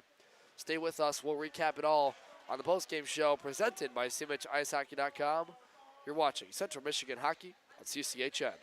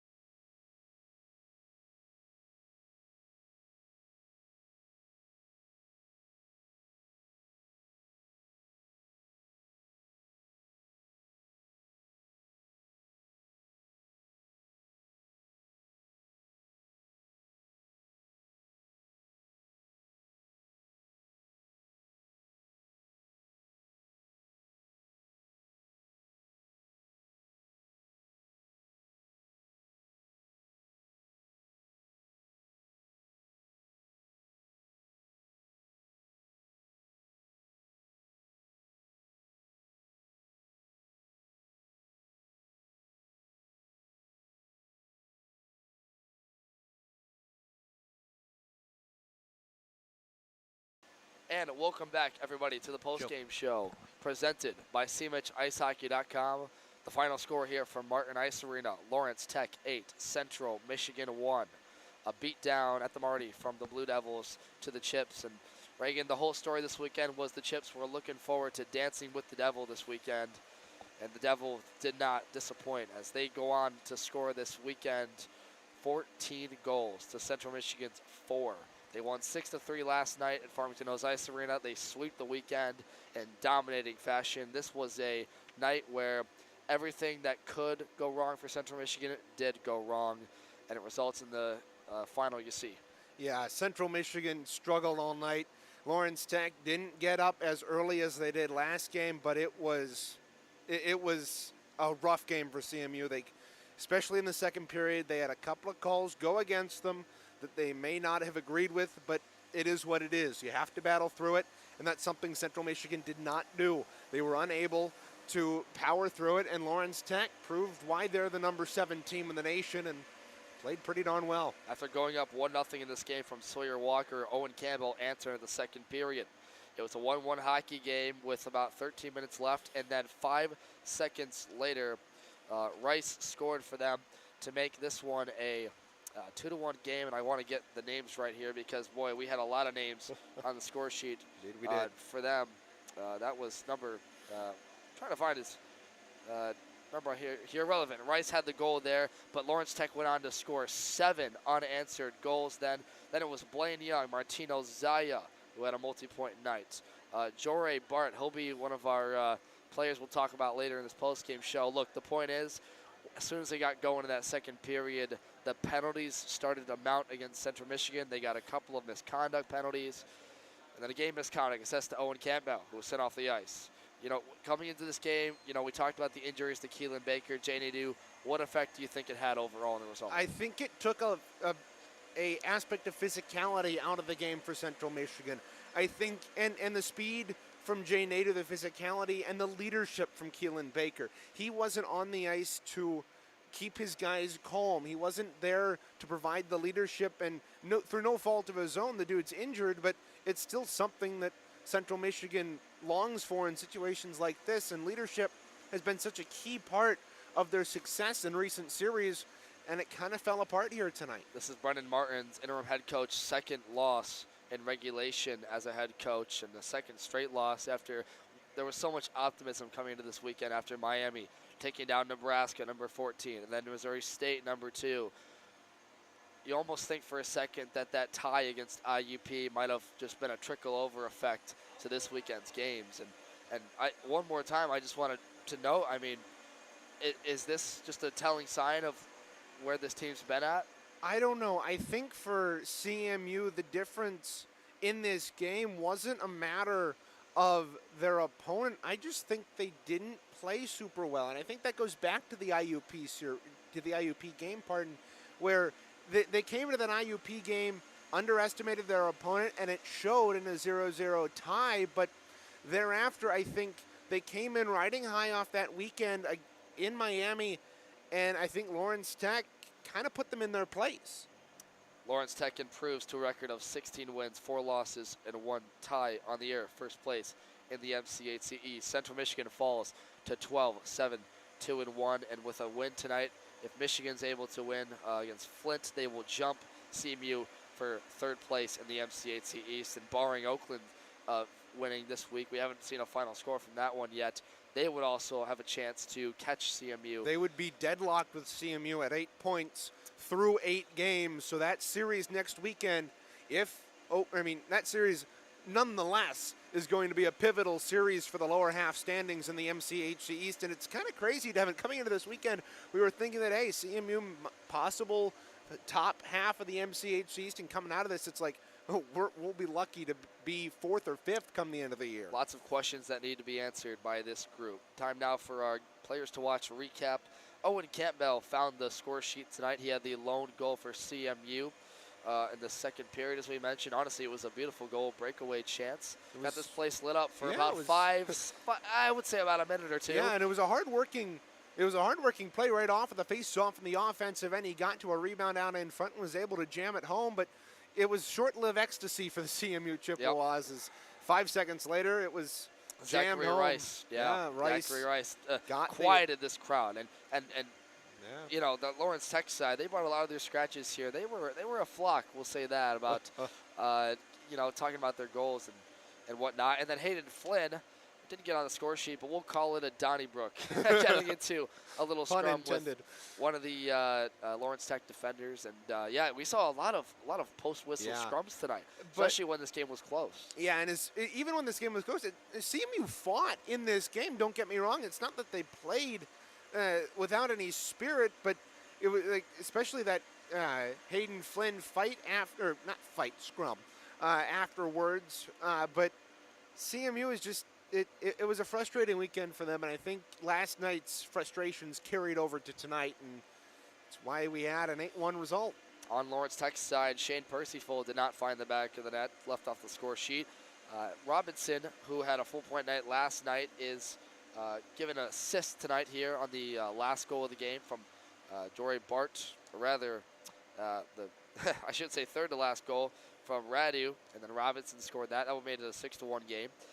Looking at our keys to the game, Reagan, you had to find a way to get the legs moving early. I think they did that. The first period seemed much better than what we saw last night. Yeah, exactly. And although they didn't go up 1-0, they were in it for about 10 minutes of this hockey game, though.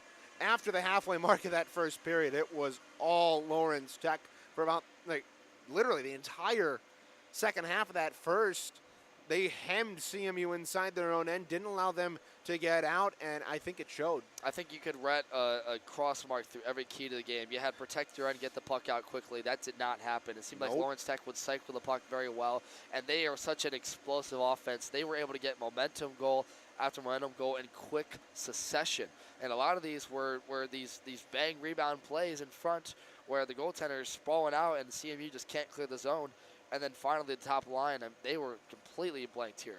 Yeah, they were. And though they did have some good opportunities, Nathan Bottles, Andrew Borzonic, especially when it was a 1-2 goal game halfway through that second, they got some opportunities, but it was really it wasn't necessarily a case of they couldn't get anything going. It was that CMU in general couldn't get out of their own end.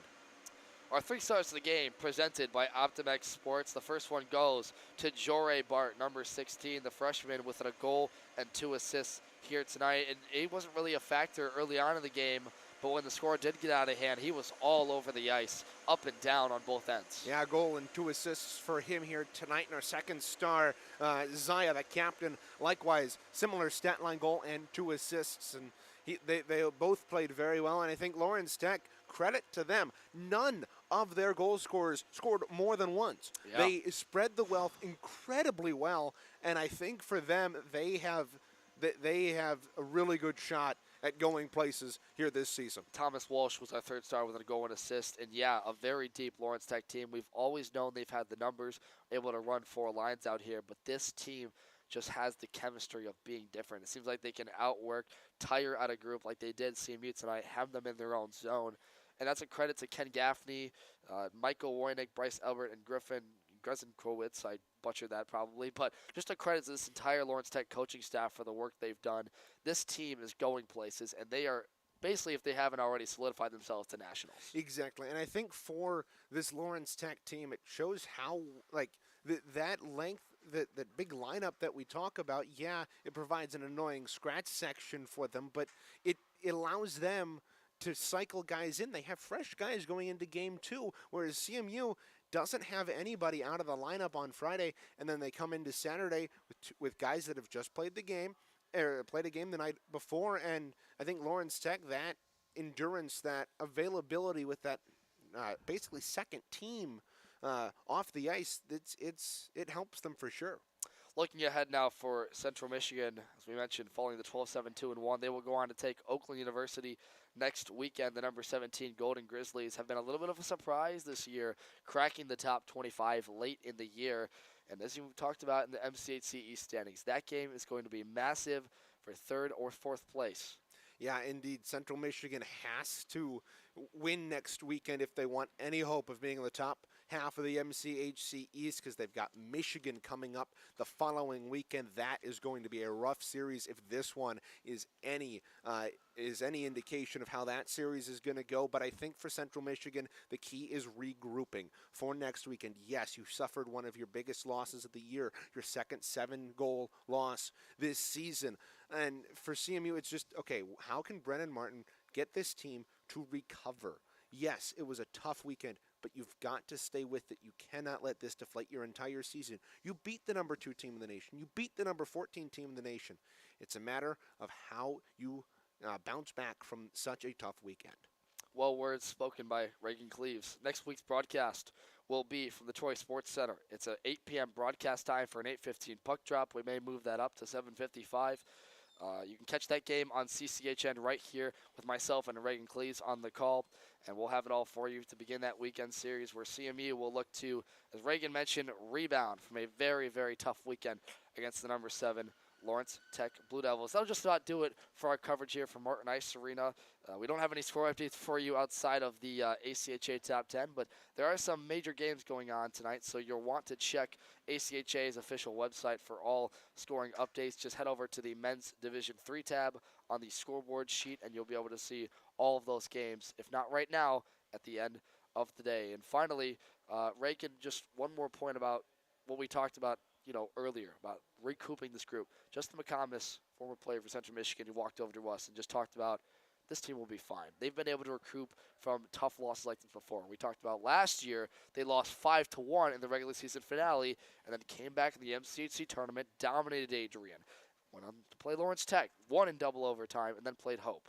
This is not a do-or-die game, and it's certainly not do-or-die. They still have a lot to play for. They still do have a lot to play for. Oakland coming up next week and the following week in Michigan and rounding out their season with Davenport. But for CMU, this is a game that needs to be a turning point in their season. Yes, it was tough, and it's a speed hump that you need to get over. You can't dwell on this. You have to look going forward, and you have to play your best hockey for the next 3 weekends. Overcoming adversity will be the key to CMU's success. That'll do it for our broadcast here from Martin Ice Arena and Mount Pleasant. Thank you to the entire production staff at CCHN for all your help this weekend. Jacob Chapman running the sticks yesterday for us, and then Joe Lazier coming in late to sub in the bullpen here. And our camera, he did a wonderful job filling in that third period. And so for myself, Devin Sarah, and Reagan Cleaves, and everyone here at Martin Ice Arena, we wish you farewell after Central Michigan gets hounded by Lawrence Tech. The final score is 8-1. The Blue Devils get the sweep over the number 24 Chippewas. From Martin Ice Arena, we say so long, and thank you for watching this coverage of CCHN Hockey.